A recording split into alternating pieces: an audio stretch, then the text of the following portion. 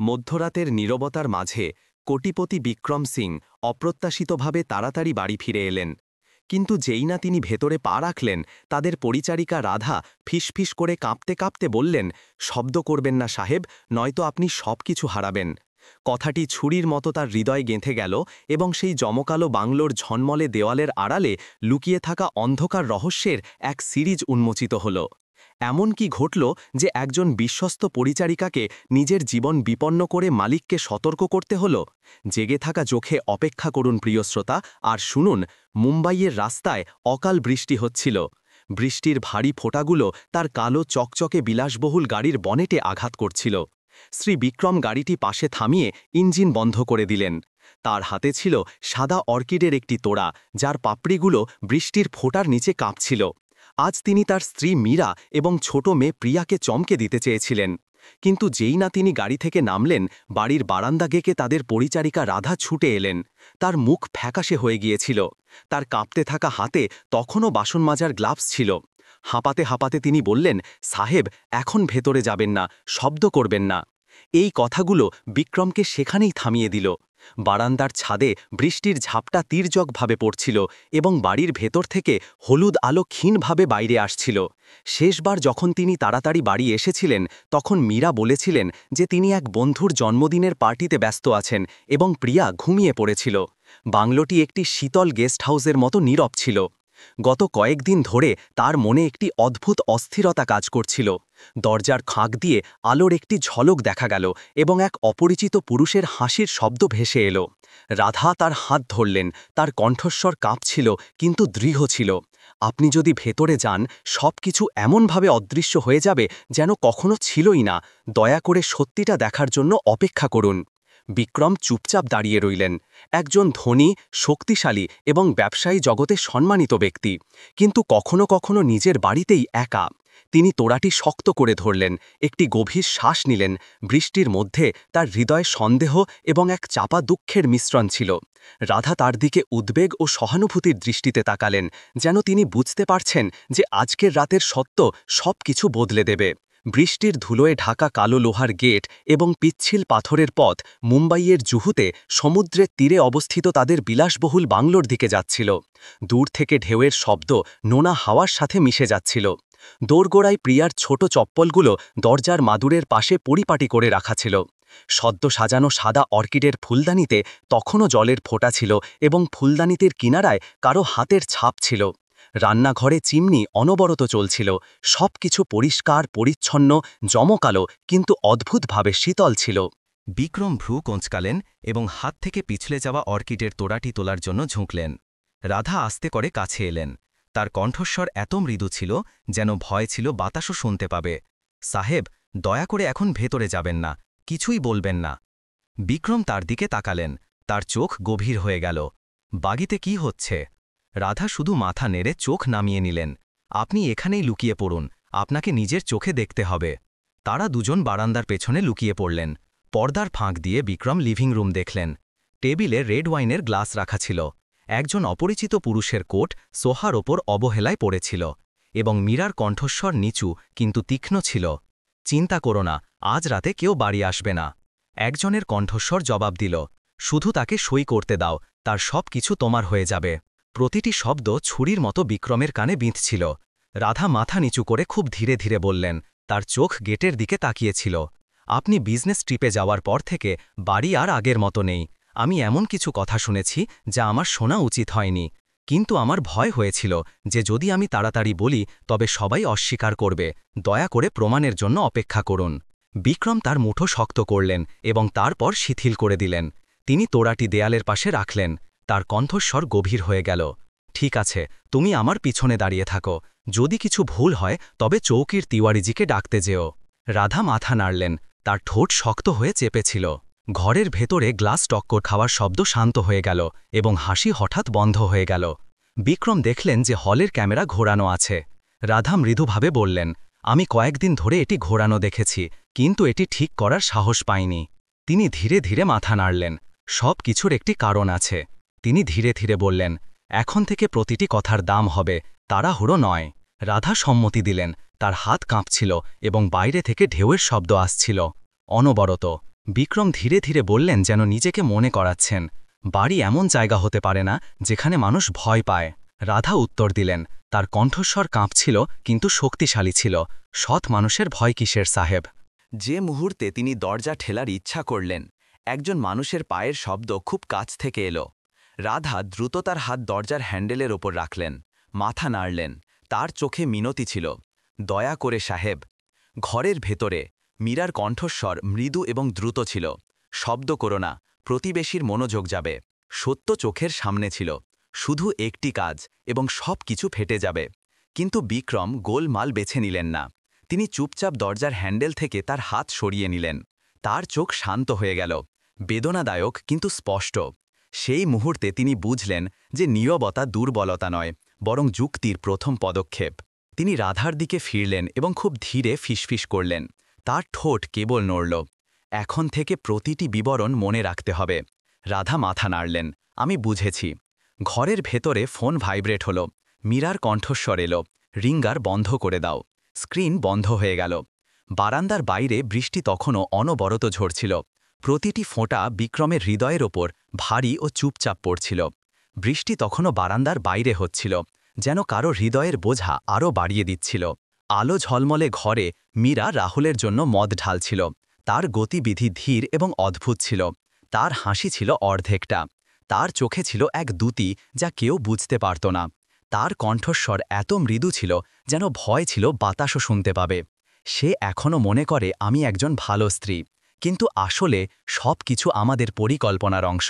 রাহু সোফায় পেছনে হেলান দিল, ঠোঁটে একটি হাসি নিয়ে। তুমি খুব চালাক। তার মতো পুরুষকে কেবল কিছু মিষ্টি কথায় মোমের মতো গলিয়ে দেওয়া যায়। পর্দার ফাঁক দিয়ে বিক্রম চুপচাপ দাঁড়িয়েছিলেন। তার শ্বাস রুদ্ধ ছিল। প্রতিটি শব্দ এক ঠান্ডা ছুরির মতো তার হৃদয়ে কাটছিল। তার বহু বছরের বিশ্বাসকে চিরে দিচ্ছিল। দরজার বাইরে তার রাখা সাদা অর্কিডের তোড়াটি তখনও সেখানেই ছিল।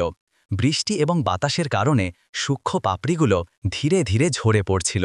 রাধা সেই তোড়াটির দিকে তাকালেন এবং তার গলা ধরে এলো। তিনি জানতেন যে যেই না বিক্রম ভেতরে পা রাখবেন, এই বাড়ি আর বাড়ি থাকবে না। সাহেব, কখনো কখনো নীরবতা সবচেয়ে শক্তিশালী অস্ত্র হয়। সে মনে মনে ভাবল। তার মন অস্থির ছিল। তিনি বুঝলেন যে তার মালিক তার মর্যাদা এবং সম্মান বজায় রাখার জন্য শান্ত থাকার চেষ্টা করছেন। বিশাল লিভিং রুমে হলুদ আলো মদের গ্লাসগুলোর ওপর ঝলমল করছিল। টেবিলে একটি বিনিয়োগ চুক্তি এবং একটি উইলের কপি রাখা ছিল। বাইরে থেকে সমুদ্রের ঢেবের শব্দ কাচের জানালা দিয়ে আসছিল। বাতাসের প্রতিটি ঝাপটায় পর্দা ধীরে ধীরে নড়ছিল। পরিবেশটি জমক্কালো কিন্তু অদ্ভুত এবং শ্বাসরুদ্ধকর ছিল, যেন ঘরটি পরিবারের উষ্ণতা ভুলে গিয়েছিল। ঘরে মীরা রাহুলের দিকে তাকালেন। তার কণ্ঠস্বর কঠোর হয়ে গেল। সে বুড়ো হয়ে গেছে, মানুষের ওপর সহজে ভরসা করে নেয়। শুধু একটি সই এবং সব সম্পত্তি আমার নামে হয়ে যাবে, তখন আমাদের আর ভান করার দরকার হবে না। রাহুল ব্যঙ্গাত্মকভাবে হাসল, সিগারেটে একটি টান দিল। তুমি আগের মতো যত্ন নেওয়ার ভান করতে থাকো। এমন পুরুষেরা কেবল সামান্য কোমলতায় অন্ধ হয়ে যায়। বিক্রম প্রতিটি শব্দ শুনলেন। তার হাত ধীরে ধীরে কাঁপছিল। রাধা তার পেছনে দাঁড়িয়ে তার শাড়ির আঁচল শক্ত করে ধরেছিল। ভয় ছিল যে তিনি তার নিয়ন্ত্রণ হারাবেন। তিনি খুব ধীরে ধীরে বললেন, তার কণ্ঠস্বর ভারী হয়ে গেল। মানুষ তখনই ভয়ঙ্কর হয় যখন তার লজ্জা থাকে না। রাধা মাথা নিচু করলেন। তার হৃদয় সংকুচিত হল। তার চোখে জল ছিল, কিন্তু সে কাঁদার সাহস পেল না। রাহুল এগিয়ে গেল, তার কণ্ঠস্বর নিচু করতে করতে। কাল সে স্বাস্থ্য পরীক্ষার জন্য যাচ্ছে। আমি গাড়িটি ঠিক করে দেব। শুধু সামান্য অসাবধানতা, সব কিছু পরিষ্কার পরিচ্ছন্নভাবে হয়ে যাবে। তুমি কাগজপত্রের খেয়াল রাখো, আমার কথা মনে রেখো। মীরা ভ্রু কুচকালেন। কোনো ভুল করবে না। আমি 1 মিনিটের বোকামির জন্য জেল যেতে চাই না। এই কথাটি রাধার মেরুদণ্ডে কাঁপুনি ধরিয়ে দিল। তিনি বিক্রমের দিকে তাকালেন। তার মুখ ধীরে ধীরে কঠিন হচ্ছিল, কিন্তু তার চোখগুলো ছিল ঠান্ডা এবং শান্ত। তিনি রাধাকে ইশারা করলেন যে তিনি যেন সরে যান। কাউকে কিছু বলো না। আজ রাত স্বাভাবিকভাবে কাজ করো। কাল হলের ক্যামেরা ঠিক করার জন্য কাউকে ডাকবে। তার কণ্ঠস্বর ভারী ছিল, প্রতিটি শব্দ ভারীভাবে পড়ছিল। রাধা ধীরে ধীরে মাথা নাড়লেন। ঠিক আছে, কিন্তু আপনাকে নিজের খেয়াল রাখতে হবে। সোজা গাছকে কাটার ভয় থাকে না সাহেব। তিনি তার দিকে তাকালেন। তার ঠোঁটে একটি ফ্যাকাশে হাসি এলো, বিষণ্ণ কিন্তু দৃঢ়। গেটের বাইরে একটি গাড়ির ইঞ্জিন স্টার্ট হল। রাহুল মীরাকে একা রেখে চলে গেল। সে তার ফোন খুলল। তার আঙুলগুলো দ্রুত একটি মেসেজ টাইপ করছিল। সব হয়েছে, কালই চূড়ান্ত দিন। স্ক্রিন জ্বলে উঠল এবং তারপর বন্ধ হয়ে গেল। মীরা স্বস্তির নিঃশ্বাস নিল এবং আরও মদ ঢালল, এই ভেবে যে আজকের রাত নিরাপদ। দরজা আস্তে করে খুলল। পায়ের একটি স্থির শব্দ প্রতিধ্বনিত হল। বিক্রম ভেতরে এলেন। তার শার্ট তখনও বৃষ্টিতে ভেজা ছিল। মীরা চমকে গেলেন, গ্লাস প্রায় পড়ে যাচ্ছিল। সে দ্রুত একটি জোর করে হাসি দিলেন। আপনি এত তাড়াতাড়ি চলে এলেন, আমি তো কেবল। বিক্রম জবাব দিলেন না। তিনি কেবল ভেজা অর্কিডের তরাটি টেবিলের ওপর রাখলেন। তার কণ্ঠস্বর শান্ত কিন্তু শীতল ছিল। এই ফুল আমি তোমার জন্য এনেছিলাম, কিন্তু বৃষ্টি এদের নষ্ট করে দিল। এই সাধারণ বাক্যটিও মীরাকে স্তব্ধ করে দিল। তার হৃৎস্পন্দন দ্রুত হতে লাগল। নীরবতা নেমে এলো। কয়েক সেকেন্ডের জন্য সবকিছু থেমে গেল। বিক্রমের চোখ তাকে শান্ত কিন্তু তীক্ষ্ণতা দিয়ে দেখছিল। মীরা শুকনো ঢোক গিললেন, স্বাভাবিক দেখানোর চেষ্টা করলেন। আপনি কি কিছু শুনেছেন? আমি এত শুনেছি যে বুঝতে পারি, তিনি ধীরে ধীরে বললেন। মানুষ তখনই প্রতারণা করে যখন তাদের লোভ তাদের হৃদয়ের চেয়ে বড় হয়ে যায়। আপনি ভুল বুঝছেন, মীরা দ্রুত বললেন, তার কণ্ঠস্বর কাঁপছিল। তিনি জবাব দিলেন না, কেবল চুপচাপ তার দিকে তাকিয়ে রইলেন।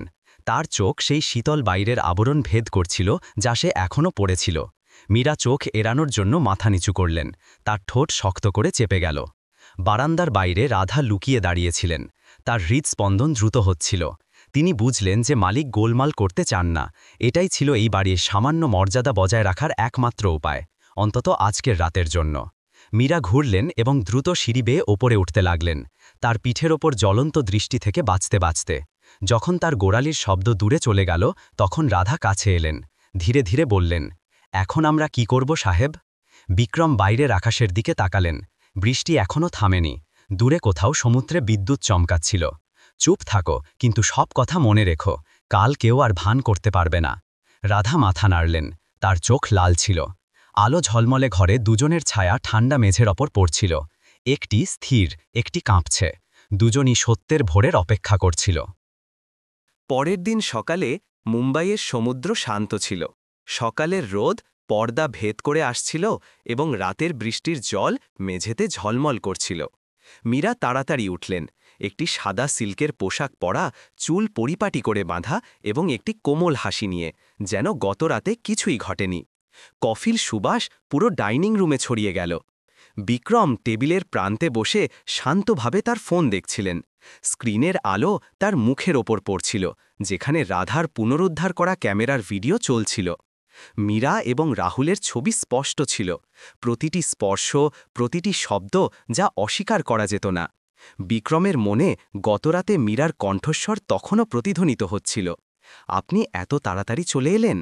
প্রতিটি শব্দাংশ একটি ছোট ছুরির মতো হয়ে গিয়েছিল, যা তার হৃদয়কে একটু একটু করে কাটছিল। রাধা নির্দেশাবলী অনুসরণ করে হলওয়ে ক্যামেরার কোণ ঠিক করে দিয়েছিলেন এবং একটি পুরনো ল্যাপটপে অস্থায়ীভাবে সংরক্ষিত হার্ড ড্রাইভ খুঁজে বের করেছিলেন, যা সবাই ভাঙা মনে করত। যখন তিনি সেই ভিডিওটি তাকে দিলেন, তখন তিনি কেবল ধীরে ধীরে বললেন, হয়তো ভগবানও চেয়েছিলেন যে আপনি পুরো সত্যিটা দেখুন। এই কথাটি তার সর্বদা মনে থাকবে। সেই সকালের ডাইনিং রুম আলোয় ভরা ছিল, কিন্তু কেউ উষ্ণতা অনুভব করছিল না। মীরা তখনও হাসছিলেন, তার স্বামীর জন্য খাবার পরিবেশন করছিলেন। তার কণ্ঠস্বর সব সময়ের মতো মিষ্টি ছিল। আপনি একটু কম খান, নিজের স্বাস্থ্যের খেয়াল রাখুন, আজকাল আপনি খুব কাজ করছেন। বিক্রম চামচটি নামিয়ে রাখলেন। ধীরে ধীরে কিন্তু যথেষ্ট শীতলতা দিয়ে জবাব দিলেন, আমি তোমার ভাবনার চেয়ে বেশি সুস্থ আছি।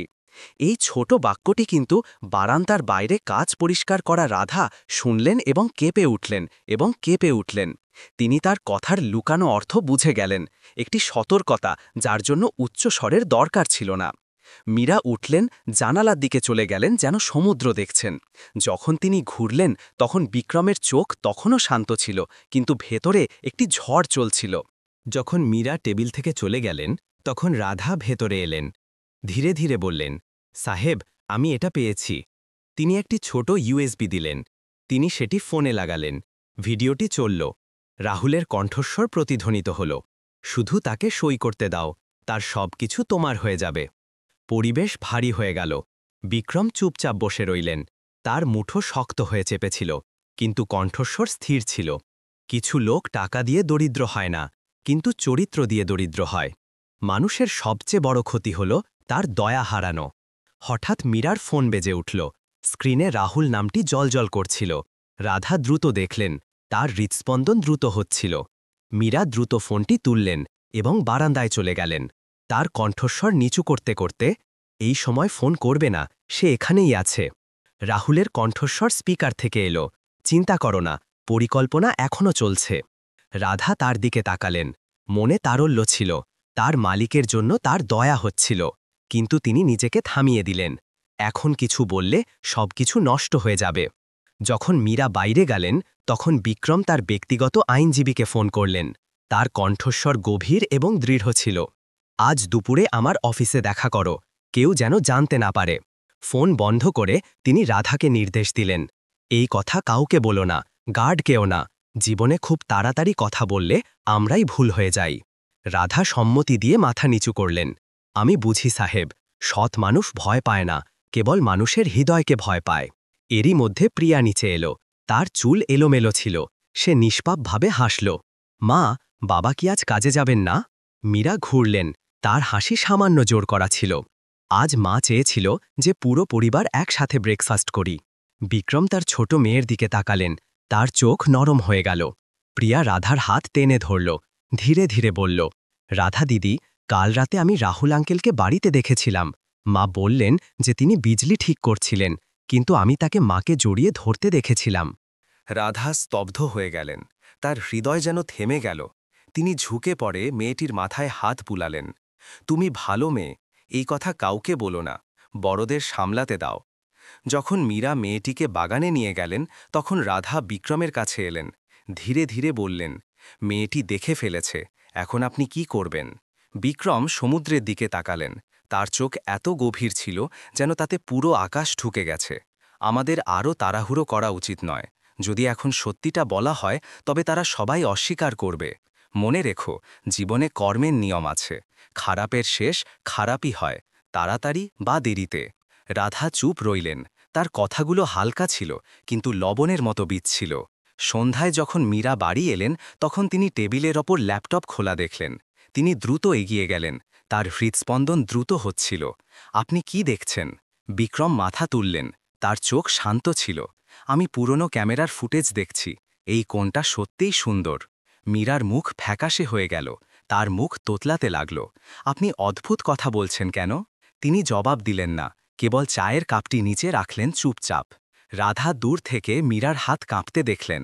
তার হাত থেকে চামচ একটি শুকনো ঠনঠন শব্দ করে পড়ে গেল। নীরবতা এতটাই শ্বাসরুদ্ধ করছিল। মীরার হৃদয়ে ভয় বাড়তে লাগল। তিনি তার স্বামীর চোখকে ভয় পাচ্ছিলেন। সেই প্রাণঘাতী নীরবতাকে ভয় পাচ্ছিলেন। রাত হয়ে গেল। কাঁচের জানালার বাইরে সমুদ্রের ঢেউ প্রতিধ্বনিত হচ্ছিল। ঘরে মীরা বিছানায় বসেছিলেন। তার কাঁপতে থাকা হাত একটি মেসেজ টাইপ করছিল। কিছু ঠিক নেই, মনে হচ্ছে সে জেনে গেছে। কিছুক্ষণ পর রাহুল জবাব দিল, যদি সে জেনে যায়, তবে আমাদের প্রথম পদক্ষেপ নিতে হবে। সেই বার্তাটি ঝলমল করল এবং তারপর বন্ধ হয়ে গেল।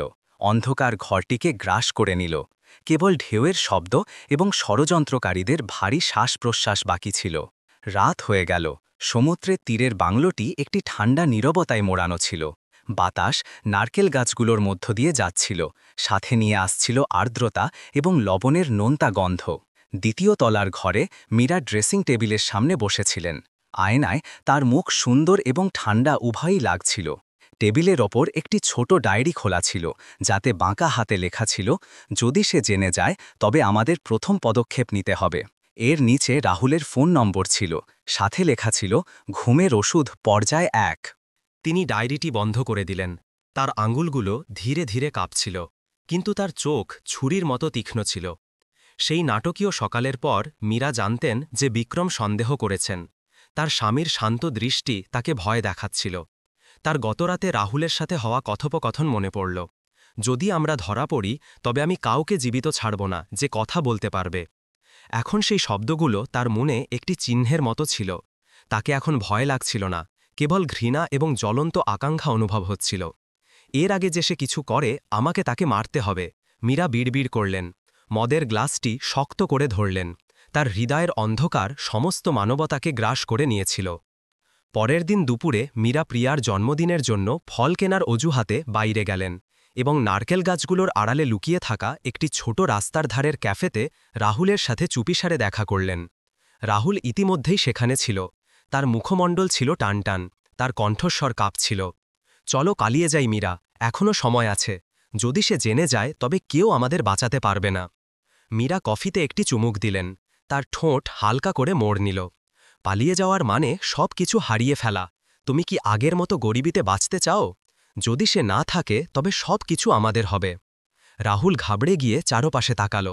মীরা তার পার্স থেকে একটি ছোট স্বচ্ছ শিশি বের করলেন, যার ভেতরের তরল পদার্থটি ধীরে ধীরে নড়ছিল। শুধু কয়েক ফোঁটা মদের গ্লাসে। তার তো হার্টের সমস্যা আছে, কেউ সন্দেহ করবে না। রাহুল শিশিটি দেখে মাথা নাড়ল। তার সেই মেয়ে রাধার কথা মনে পড়ল, যে তাকে দেখেছিল। মীরা ঠান্ডা গলায় বললেন, তাহলে সেই মেয়েটিও গায়েব হয়ে যাবে। তার কণ্ঠস্বর উঁচু ছিল না, কিন্তু শ্রোতার আত্মা কাঁপিয়ে দেওয়ার জন্য যথেষ্ট ছিল। দেরি সন্ধ্যায় রাধা পিছনের বাগানে আবর্জনা পরিষ্কার করছিলেন। হঠাৎ তিনি পুরনো ইটের দেয়ালের ওপার থেকে একটি কণ্ঠস্বর শুনলেন। তিনি তার শ্বাস আটকে নিলেন, তার কান দেয়ালের সাথে লাগিয়ে দিলেন। ঘুমের ওষুধ, হৃদয় গায়েব। প্রতিটি শব্দ ছুরির মতো তার কানে বিঁধছিল। রাধা চমকে গেলেন। তার হাত আবর্জনার থলেটিকে এত জোরে ধরল যে সেটি ফেটে গেল। তিনি বুঝলেন যে যদি তিনি এখন কিছু না করেন তবে হয়তো তার মালিক কাল সকাল পর্যন্ত জীবিত থাকবেন না। যখন রাত হল তখন রাধা চুপি সারে বিক্রমের স্টাডি রুমে গেলেন। তিনি ফাইল পড়ছিলেন। টেবিল ল্যাম্পের আলো তার ক্লান্ত মুখের উপর পড়ছিল। তিনি কাঁপতে কাঁপতে ধীরে ধীরে বললেন, সাহেব, আমি তাদের কথা বলতে শুনেছি। তারা আপনাকে ক্ষতি করার পরিকল্পনা করছে। বিক্রম থেমে গেলেন। তার চোখে একটি ঠান্ডা ঝলক ছিল। একটি ভারী নীরবতা নেমে এলো।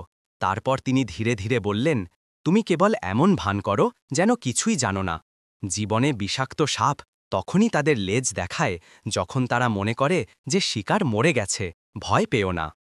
রাধা তার দিকে তাকালেন। তার চোখে জল ছিল। কিন্তু যদি তারা প্রথম পদক্ষেপ নেয় তবে? বিক্রম সংক্ষিপ্তভাবে জবাব দিলেন, কোনো ব্যাপার না, শুধু বিশ্বাস রাখো যে যে যেমন বপন করবে সে তেমন কাটবে। সেই রাতেই তিনি তার ব্যক্তিগত ডাক্তারকে ফোন করলেন, একটি জরুরি স্বাস্থ্য পরীক্ষার অনুরোধ করলেন এবং কাউকে না বলার নির্দেশ দিলেন। তিনি চুপিসারে রান্নাঘরের একটি কোণে একটি ছোট ক্যামেরা লাগিয়ে দিলেন, যেখানে মীরা প্রায়শই তার স্বামীর জন্য ঔষধি মদ বানাতেন। ধাপে ধাপে তিনি ঠান্ডা বিচক্ষণতা দিয়ে পাল্টা আক্রমণ করলেন। যখন ঘড়িতে রাত 10টা বাজল তখন মীরা রান্নাঘরে এলেন। তিনি একটি লাল নাইট গাউন পরেছিলেন। তার মুখ হালকা মেকআপ করা ছিল, কিন্তু তার চোখে আগুন ছিল। তিনি ধীরে ধীরে মদের গ্লাসটি ভর্তি করলেন এবং তাতে বর্ণহীন তরলের কয়েকটি ফোঁটা দিলেন। আলো তার হাতের ওপর পড়ল, যা কাঁপছিল এবং দৃঢ় ছিল। ওপরে আসুন, আমি ঘুমানোর সুবিধার জন্য মদ তৈরি করেছি। তিনি ওপরের দিকে ডাকলেন। তার কণ্ঠস্বর শরতের মতো মিষ্টি ও ভীতিকর ছিল। বিক্রম নিচে এলেন, একটি হালকা হাসি নিয়ে, যেন হাওয়ার ঝাপটা। অনেক দিন পর তুমি আমার এত যত্ন করেছ। আমি এটা পান করব যাতে ভালো ঘুম আসে। সে জবাব দিল ধীরে করে, গ্লাসটি তার দিকে ঠেলে দিয়ে। তিনি গ্লাসটি তুললেন এবং তার ঠোঁটের কাছে নিয়ে গেলেন। তার চোখ তখনও তার স্ত্রীর মুখের দিকে ছিল। এক মুহূর্তের জন্য তিনি এটিকে নামিয়ে রাখলেন এবং ধীরে করে হাসলেন। আমার ভয় হচ্ছে যে ভালো মদের স্বাদ নষ্ট হয়ে যাবে। এটি এখানেই থাক, আমি পরে পান করব। যখন মীরা ঘুরলেন তখন তিনি মদের গ্লাসটি দরজার কাছে একটি গাছের টবে ঢেলে দিলেন। মাত্র কয়েক মিনিটের মধ্যে পাতাগুলি মোড় নিতে শুরু করল এবং গাছটি শুকিয়ে মরে গেল। তিনি এই দৃশ্য দেখলেন। তার মুখের ভাব পরিবর্তন হল না, কেবল ধীরে করে দীর্ঘশ্বাস ফেললেন। তাহলে এটা সত্যি ছিল। রাধা কাছেই জানালা পরিষ্কার করছিলেন। তিনি সব কিছু দেখলেন। তিনি চাপা স্বরে ফিসফিস করলেন, হয়তো ভগবান তাকে নিজেই নিজের কবর খুঁড়তে দিলেন। সেই মুহূর্তে মীরা ঘুরলেন এবং তার দৃষ্টি রাধার সাথে মিলিত হল। সেই মুহূর্তে দুজনেই চমকে গেলেন। মীরার চোখে সন্দেহের একটি ঝলক ছিল এবং রাধা এতই ঘাবড়ে গিয়েছিলেন যে তিনি পরিষ্কার করার কাপড়টি ফেলে দিলেন। দেরি রাতে মীরা বিছানায় বসেছিলেন। তার মুখ বরফের মতো ঠান্ডা ছিল। তার হাত দ্রুত ফোন দিয়ে রাহুলকে মেসেজ পাঠাচ্ছিল। ওই কাজের মেয়েটি হয়তো কিছু জেনে গেছে। জবাব সাথে সাথে এলো, তাহলে আমি ওকে সামলে নেব। বাইরে রাধা জানালার পাশে লুকিয়ে দাঁড়িয়েছিলেন এবং সমুদ্রের ঢেউয়ের শব্দ শুনছিলেন। তার মন ভারী ছিল। তিনি জানতেন যে এখন থেকে তিনি একজন বাইরের লোক নন। সকালের রোদ নারকেল গাছের পাতা ভেদ করে আসছিল। সমুদ্রের বাতাসেও তখনও শীতলতা ছিল। রাধা উঠান পরিষ্কার করতে করতে হঠাৎ থেমে গেলেন। একটি কালো টুপি পরা এক লোক গেটের বাইরে দাঁড়িয়েছিল। তার চোখ ঘরের ভেতরে গভীরভাবে দেখছিল। তার মেরুদণ্ডে কাঁপুনি ধরল এবং তিনি শুকনো ঢোক গিললেন। যখন সেই লোকটি মাথা তুলল তখন রাধা তাকে চিনতে পারলেন। সে রাহুল ছিল, সেই একই লোক যাকে তিনি গত রাতে মীরার সাথে দেখেছিলেন। সে চুপচাপ দাঁড়িয়ে রইল এবং তারপর ধীরে ধীরে তার বাইক স্টার্ট করে চলে গেল। তার পিছনে ধুলোর একটি মেঘ এবং রাধার হৃদয়ে একটি ভারী ভয় রেখে গেল। গতরাতে বিক্রমের সতর্ক বার্তা তার মনে প্রতিধ্বনিত হচ্ছিল। তাড়াহুড়ো করে কোনো পদক্ষেপ নিও না, আগে নিজে নিরাপত্তা নিশ্চিত করো। কিন্তু রাধার সেই বার্তাটিও ভালোভাবে মনে ছিল যা তিনি পড়েছিলেন।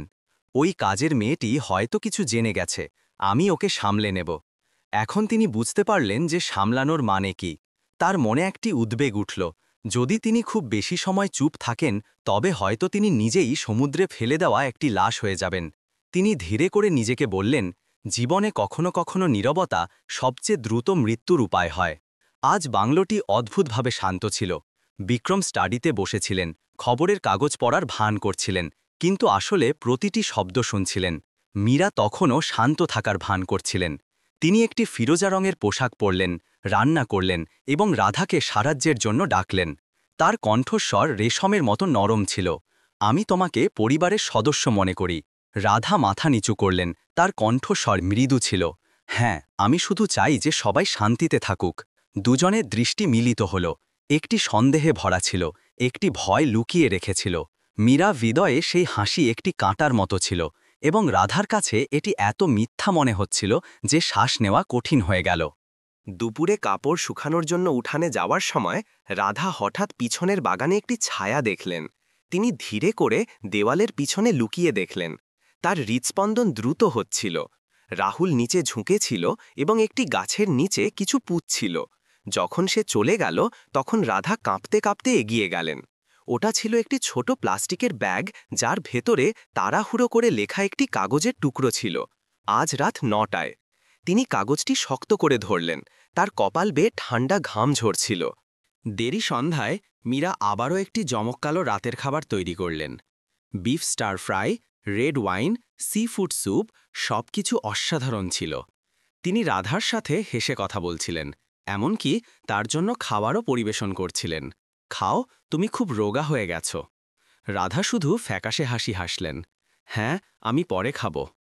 মীরার চোখে একটি অনুসন্ধানের ঝলক ছিল। তিনি দেখার চেষ্টা করছিলেন যে রাধা ঘাবড়ে গিয়েছেন কিনা বা তিনি কিছু জানেন কিনা। কিন্তু রাধা সবকিছু লুকিয়ে রেখেছিলেন। তার হাসিও এখন একটি মুখোশ ছিল। যখন ঘড়িতে রাত 9টা বাজল তখন মীরা পিছনের বাগানে গেলেন। রাধা চুপচাপ রান্নাঘরের জানালা দিয়ে দেখছিলেন। আবছা চাঁদের আলোয় রাহুল ইতিমধ্যেই অপেক্ষা করছিল। সে ধীরে করে বলল, ওই মেয়েটি জেনে গেছে, আমি ওকে ভয় দেখিয়ে চুপ করিয়ে দেব। মীরা ঠান্ডাভাবে জবাব দিলেন, ওকে সন্দেহ করতে দিও না, এটি পরিষ্কার পরিচ্ছন্নভাবে করো। আমি চাই না যে কেউ এই বিষয়ে আবার কথা বলুক। তার প্রতিটি শব্দ ভারী পাথরের মতো পড়ল। দ্বিতীয় তলার বারান্দায় বিক্রম দূরবীন দিয়ে দেখছিলেন। তিনি রেকর্ডিং চাপলেন। তার চোখে একটি ভয়ঙ্কর শান্তি ছিল। তিনি বুঝলেন এটাই সেই সময় যখন শিকার নিজেই জালে ধরা পড়ে। রাত গভীর হল। রাধা রান্নাঘর পরিষ্কার করছিলেন। তিনি ভুল করে মীরার ফোন টেবিলের ওপর পড়ে থাকতে দেখলেন। স্ক্রিনটি জ্বলেছিল। একটি নতুন মেসেজ দেখা গেল, যদি তাড়াতাড়ি না সামলানো হয় তবে আমাদের দুজনের জন্যই বিপদ হবে। রাধার মনে হল যেন তার হৃদয় ডুবে গেল। তিনি জানতেন যে যাকে সামলাতে হবে সে তিনি সোজা বিক্রমের স্টাডি রুমে দৌড়ালেন। তার কণ্ঠস্বর কাঁপছিল। সাহেব, ওরা আমাকে ক্ষতি করার পরিকল্পনা করছে, আমি ওদের স্পষ্ট বলতে শুনেছি। বিক্রম তার কাঁধে হাত রাখলেন, গভীর গলায় বললেন, ভয় পেও না, ভালোর সাথে ভালো হয়, খারাপের সাথে খারাপ। তুমি শুধু শান্ত থাকো। খারাপের মধ্যে সব সময় একটি ফাটল থাকে, শুধু ধৈর্য রাখো। তিনি ড্রয়ার থেকে একটি ছোট চাবি বের করলেন। এটা নিরাপদ ঘরের চাবি। আজ রাতে তুমি সেখানেই ঘুমাবে। ঠিক মাঝরাতে রাহুল পেছনে দরজা দিয়ে ভেতরে এলো। তার ছায়া ঠান্ডা মেঝেতে লম্বা হয়ে পড়ছিল। সে খুব ধীরে ধীরে হাঁটল। তার হাতে একটি শিশি ছিল। সে রাধার ঘরের দরজার সামনে থামল। ধীরে করে দরজা খুলল এবং তৈরি রাখা জলের গ্লাসে ওষুধ ঢালতে যাচ্ছিল। কিন্তু তখনই আলো জ্বলে উঠল। বিক্রম সোজা দাঁড়িয়েছিলেন। তার চোখ শান্ত কিন্তু দৃঢ় ছিল। আমিও জানতে চাই যে তুমি আমার কাজের মেয়ের ঘরে কি খুঁজছ। রাহুল সেখানেই জমে গেল। তার হাত থেকে শিশিটি পড়ে মেঝেতে গড়িয়ে গেল। আমি ভুল ঘরে এসে গেছি, সে তোতলালো। বিক্রম শুধু হাসলেন। সত্যি, লোকেরা ভুল ঘরে আসে এবং সাথে অদ্ভুত ওষুধ নিয়ে আসে। রাহুল মাথা নিচু করল এবং কিছু বলতে পারল না। তিনি রাধাকে স্থির থাকার ইশারা করলেন এবং তারপর ধীরে করে বললেন, আমি সেই লোকেদের সম্মান করি যারা তাদের সীমা জানে, কিন্তু যদি তারা সীমা অতিক্রম করে তবে তারা সেটাই কাটবে যা তারা বপন করেছে। রাহুল কাঁপতে কাঁপতে পিছনে সরে গেল, ঘামে ভিজে গেল। ঘরের দরজা বন্ধ হয়ে গেল। ঢেউয়ের শব্দ একটি সতর্ক বার্তার মতো প্রতিধ্বনিত হতে থাকল। সেই রাতে মীরা বিছানায় শুয়েছিলেন কিন্তু ঘুমাতে পারছিলেন না। বাইরে সমুদ্রের বাতাস জোরে বইছিল।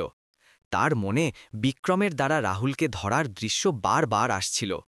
তার সেই সঙ্গীটি ওপরও সন্দেহ হতে লাগল, যাকে তিনি কখনো পুরোপুরি বিশ্বাস করতেন। পরের দিন সকালে বাংলোটি পর্দা ভেদ করে আসা রোদের নিচে ভারী লাগছিল। মীরা বিক্রমের ঘরে কফির কাপ নিয়ে এলেন। তার শেখানো কোমল হাসি বজায় রাখার চেষ্টা করছিলেন। কিন্তু যেই না তিনি দরজা খুললেন, তিনি সেখানেই থেমে গেলেন। বিক্রম সোজা বসেছিলেন। তার সামনে সম্পত্তি হস্তান্তরের কাগজপত্রের একটি স্তূপ ছিল। সেই জিনিসটি যার ওপর তিনি কখনো নিজের নাম দেখার জন্য আকাঙ্ক্ষা করতেন। তার চোখ ধীরে ধীরে উঠল, ঠান্ডা এবং শান্ত। তুমি এত তাড়াতাড়ি উঠে গেছ? তিনি একটি স্থির কণ্ঠে জিজ্ঞেস করলেন। হ্যাঁ, আমি আপনার জন্য কফি এনেছি, সে জবাব দিল। তার কণ্ঠস্বর শুকনো ছিল। সেই মুহূর্তে মীরার মনে হল যেন কেউ তার হৃদয় নিংড়ে নিয়েছে। পুরো সকাল তিনি মনোযোগ দিতে পারছিলেন না। বাড়ির প্রতিটি শব্দ তাকে চমকে দিচ্ছিল। গত রাতে রাধার ঘরে রাহুলকে ধরার দৃশ্য এখনও তাকে কষ্ট দিচ্ছিল। তার কি এত সন্দেহ হয়ে গেছে? সে বিড়বিড় করল। টেবিলের ওপর ফুল সাজানোর সময় তার হাত কাঁপছিল। রাহুলের কণ্ঠস্বর এখনও তার মনে প্রতিধ্বনিত হচ্ছিল। যদি কাজ না হয় তবে আমরা দুজনেই মরব। এই কথাটি তাকে গভীরভাবে বিঁধেছিল, যার ফলে তিনি ভীত এবং ক্রুদ্ধ দুটোই ছিলেন। নাস্তা পরিবেশন করা হল। রাধা ভাত এবং ডালিয়ার প্লেট রাখলেন। তার হাত এখনও ধীরে ধীরে কাঁপছিল। মীরা হাসার চেষ্টা করলেন এবং তার স্বামীর জন্য মাছের একটি টুকরো পরিবেশন করলেন। খান, আজ আবহাওয়া ভালো, চলুন সমুদ্রের ধারে যাই। বিক্রম এক চুমুক নিলেন। তার কণ্ঠস্বর শান্ত ছিল। তুমি আজকাল খুব ফ্যাকাশে লাগছে, কোনো চিন্তা আছে কি? না, শুধু ঘুম কম হয়েছে। তিনি তার চপস্টিক নামিয়ে রাখলেন। ফ্যাকাশে হাসি হাসলেন। যার মন অশান্ত সে কিভাবে ঘুমাবে? খাওয়ার টেবিলে পরিবেশ জমে গেল। রাধা মাথা নিচু করলেন। তার বুকে দ্রুত ধুকধুক করা হৃদয়ের প্রতিটি স্পন্দন স্পষ্ট শুনতে পাচ্ছিলেন। খাওয়ার পর বিক্রম মীরাকে তার স্টাডিতে ডাকলেন। ঘরটি হালকা আলোয় ভরা ছিল, যেখানে কাঠের গভীর গন্ধ ছিল। তিনি টেবিলের উপর পড়ে থাকা কাগজপত্রের স্তূপের দিকে ইশারা করলেন। আমি ঝুঁকি এড়াতে সম্পত্তি আলাদা করার প্রক্রিয়া করছি। আপনি কি আমাকে সন্দেহ করছেন? মীরা জিজ্ঞাসা করলেন। তার কণ্ঠস্বর ক্ষীণ হয়ে গিয়েছিল। আমি শুধু একজন ব্যক্তিকে পুরোপুরি বিশ্বাস না করতে শিখছি, তিনি ধীরে ধীরে জবাব দিলেন। প্রতিটি শব্দ ছুরির মতো মীরাকে বিঁধছিল। সে নিজেকে থামানোর চেষ্টা করল, কিন্তু তার সোজা, ঠান্ডা এবং গভীর দৃষ্টি। রাধা কাছেই ঘর পরিষ্কার করছিলেন। তিনি কিছু শুনলেন। তার হৃদয় সংকুচিত হল। পরে মীরা তার কাছে এলেন। তার কণ্ঠস্বর মৃদু ছিল কিন্তু সন্দেহে ভরা ছিল। তুমি এখানে অনেক দিন ধরে কাজ করছ, তাই না? ওরা কি কখনো কিছু অদ্ভুত বলেছে? রাধা ধীরে করে হাসলেন। হ্যাঁ, আমি শুধু আমার কাজ করি, বড়দের কথায় কান দিই না। মীরা রাধার চোখের দিকে গভীরভাবে তাকালেন। সেই নিষ্পাপতা তাকে অস্বস্তি দিল। তিনি ঘুরলেন, তার ঠোঁট শক্ত করে চেপে গেল। দুপুরে তিওয়ারিজি, যে পুরনো গার্ড ছিলেন, ভুল করে লিভিং রুমে মীরার কণ্ঠস্বর শুনলেন। তিনি ফোনে কথা বলছিলেন, তার কণ্ঠস্বর দ্রুত ছিল। আজ রাতে ব্যবস্থা নিতে হবে, সে সন্দেহ করতে শুরু করেছে। তিনি দেয়ালের পিছনে থামলেন, ঘাম ঝরতে লাগল। তিনি বুঝলেন যে এই বিষয়টি একটি সাধারণ পরিবারের সীমা ছাড়িয়ে অনেক দূর চলে গিয়েছিল। এদিকে রাধা রান্নাঘর পরিষ্কার করছিলেন। তিনি আলমারির একটি বাক্সে লুকানো একটি ছোট শিশি দেখলেন। বাইরের লেবেলে ভিটামিন বি লেখা ছিল, কিন্তু একটি তীব্র গন্ধ তাকে ভয় পাইয়ে দিল। তিনি দ্রুত এটি বন্ধ করে দিলেন। তার হৃদস্পন্দন দ্রুত হচ্ছিল। যখন রাত হল, তখন তিনি কাঁপতে কাঁপতে বিক্রমের কাছে গেলেন। আমি তাদের রান্নাঘরে ওষুধ লুকিয়ে রাখতে দেখেছি, এর গন্ধ খুব অদ্ভুত ছিল। বিক্রম চিন্তা করতে করতে বললেন, তুমি চুপ থাকো, সত্য কখনো লুকানো থাকে না, তারা নিজেরাই জ্বলে উঠবে। সেই সন্ধ্যায় বিক্রম নিজেই মদের টেবিল সাজালেন। মীরা বাইরে এলেন, কিছুটা অবাক। আপনি পান করতে চলেছেন, আজ কিছু অদ্ভুত হচ্ছে। তিনি হাসলেন। এতদিন ধরে আমার যত্ন নেওয়ার জন্য আমি তোমাকে ধন্যবাদ জানাতে চাই। মীরা একটু ইতস্তত করলেন এবং তারপর চতুরতার সাথে 2টি গ্লাস ভর্তি করলেন। এক মুহূর্তের জন্য তিনি চুপিসারে তার গ্লাসটির সাথে বদলে দিলেন। তিনি প্রতিটি কাজ দেখলেন, কিন্তু কিছু জানেন না এমন ভান করলেন। লোকেরা বলে, ভালোর সাথে ভালো হয়, তুমি কি তা বিশ্বাস করো? এই হালকা বাক্যটি মীরাকে স্তব্ধ করে দিল। তার হাত থেকে গ্লাসটি পড়ে মেঝেতে ভেঙে গেল। ভেঙে যাওয়ার শব্দটি সেই মুখোশ ভেঙে যাওয়ার মতো ছিল, যা তিনি এতক্ষণ পড়েছিলেন। বিক্রম উঠলেন। তার চোখ তলোয়ারের মতো তীক্ষ্ণ ছিল, কিন্তু তার কণ্ঠস্বর শান্ত ছিল। সত্য কখনো লুকানো থাকে না মীরা। আমার বিশ্বাস, যে যেমন বপন করবে সে তেমনই কাটবে। সেই রাতে মীরা তার ঘরে গুটিয়েছিলেন। তার কপাল ঘামে ভিজেছিল। তিনি রাহুলকে ফোন করলেন। তার কণ্ঠস্বর ভারী হয়ে গেল। সব ঠিক নেই, সে আমাকে পরীক্ষা করছে। রাহুল রূঢ়ভাবে জবাব দিল, তাহলে আমাদের এখনই ব্যবস্থা নিতে হবে, এখন আর পিছিয়ে যাওয়ার কোনো রাস্তা নেই। মীরা আয়নায় দেখলেন তার ফ্যাকাশে মুখ, শক্ত করে চেপে রাখা ঠোঁট, লাল চোখ। বাইরে রাধা হলওয়ে দিয়ে গেলেন। তিনি ভুল করে ব্যবস্থা নিতে হবে শব্দটি শুনলেন। তিনি সেখানেই থেমে গেলেন, দেয়াল ধরে দাঁড়ালেন। তার হৃদয় ঘাবড়ে গেল। জানালার বাইরে সমুদ্রের বাতাস একটি বিলাপের মতো প্রতিধ্বনিত হচ্ছিল। সেই বাড়িতে জীবন্ত আত্মাগুলো একটি চূড়ান্ত দাবা খেলার জন্য প্রস্তুতি নিচ্ছিল, যেখানে সমস্ত মুখোশ খুলে যাবে এবং সত্য আগত ভোরের নিষ্ঠুর আলোয় উন্মোচিত হবে। রাত গভীর হল, বাতাস দরজার ফাঁক দিয়ে বইছিল, সাথে নিয়ে আসছিল নোনা লবণের গন্ধ এবং একটি ভয়ঙ্কর শীতলতা। রাধার ঘুম আসছিল না। তার মনে গতরাতে ফোনে মীরার বলা ব্যবস্থা নিতে হবে শব্দটি প্রতিধ্বনিত হচ্ছিল। অস্থির হয়ে রাধা জল আনতে ধীরে করে রান্নাঘরে গেলেন। পিছনের উঠান থেকে আলো আসছিল। তিনি তার শ্বাস আটকে কাঁচের জানালা দিয়ে দেখলেন। মীরা একটি ফুলের গাছের পিছনে দাঁড়িয়েছিলেন, হাতে ফোন ছিল, তার কণ্ঠস্বর ছিল টান টান। তুমি এটি পরিষ্কার পরিচ্ছন্নভাবে করবে, কোনো চিহ্ন রাখবে না। অন্যদিকে রাহুলের কণ্ঠস্বর এলো, কালই সবচেয়ে উপযুক্ত সময়। রাধা পিছনে সরে গেলেন, তার হৃদস্পন্দন দ্রুত হচ্ছিল। বিক্রমের প্রতিটি পরামর্শ তার মনে স্পষ্ট হয়ে গেল। দুষ্টু নিজেই জালে ধরা পড়ে, তোমাকে শুধু চুপ থাকতে হবে। তার রান্নাঘরে তীব্র গন্ধযুক্ত ভিটামিন বি এর শিশিটির কথা মনে পড়ল, এবং তারপর উঠানে লুকিয়ে থাকা মীরার ছায়া দেখলেন। ভয় তার গলা পর্যন্ত চলে এলো।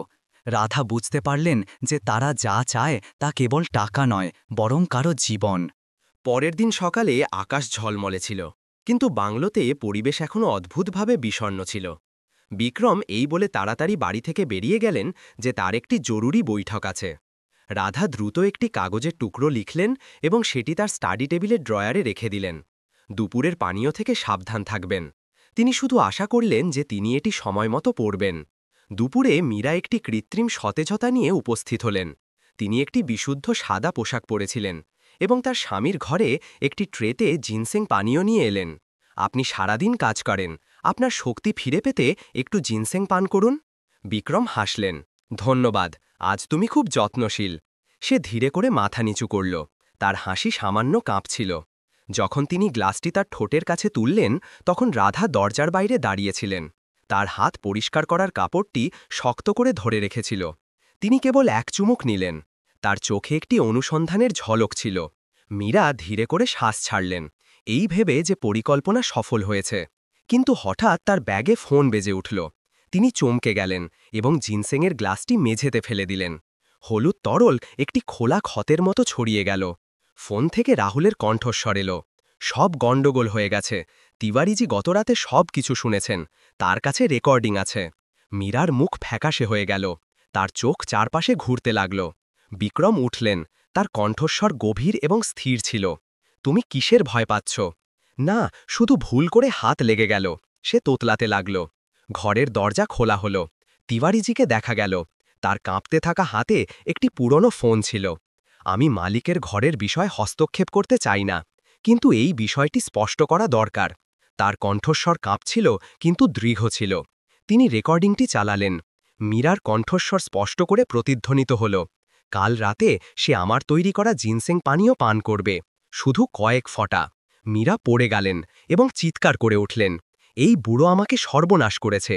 সে ফোনটি ছিনিয়ে নিতে দৌড়াল, কিন্তু রাধা তাকে থামিয়ে দিলেন। থামুন বোন, আর করবেন না। মীরা জোরে ধাক্কা দিলেন। রাধা মেঝেতে পড়ে গেলেন। বিক্রম ফোনটি ধরলেন। তার কণ্ঠস্বর মৃদু কিন্তু দৃঢ় ছিল। একটি পচা মাছ পুরো পুকুরকে নষ্ট করে, কিন্তু অবশেষে তাকে বের করে দেওয়া হয়। ঘর নীরব হয়ে গেল, কেবল সমুদ্রের ঢেউয়ের শব্দ প্রতিধ্বনিত হচ্ছিল, যা একটি দীর্ঘ আগুনের মতো লাগছিল। মীরা চারপাশে তাকালেন, তার চোখ হারিয়ে গিয়েছিল। তুমি কি মনে করো তুমি জিতে গেছ? তুমি কি জানো আমাকে এই বাড়িতে কিভাবে থাকতে হয়েছে? বিক্রম শান্তভাবে জবাব দিলেন, আমাকে কাউকে হারানোর দরকার নেই। আমি শুধু এই বাড়িতে সামান্য মানবতা বাঁচাতে চাই। মীরা তিক্তভাবে হাসলেন। মানবতা? সেই ব্যক্তির সাথে যিনি আমাকে একাকিত্বে ছেড়ে দিয়েছিলেন? এই বলে সে কেঁলে উঠলেন এবং বাইরে দৌড়ালেন। ঘরের মাঝখানে তার কাদামাখা জুতো ফেলে গেলেন। রাধা তিওয়ারিজিকে উঠতে সাহায্য করলেন। তার কণ্ঠস্বর কাঁপছিল, হয়তো লোভ মানুষকে বিষের চেয়েও তাড়াতাড়ি মেরে ফেলে সাহেব।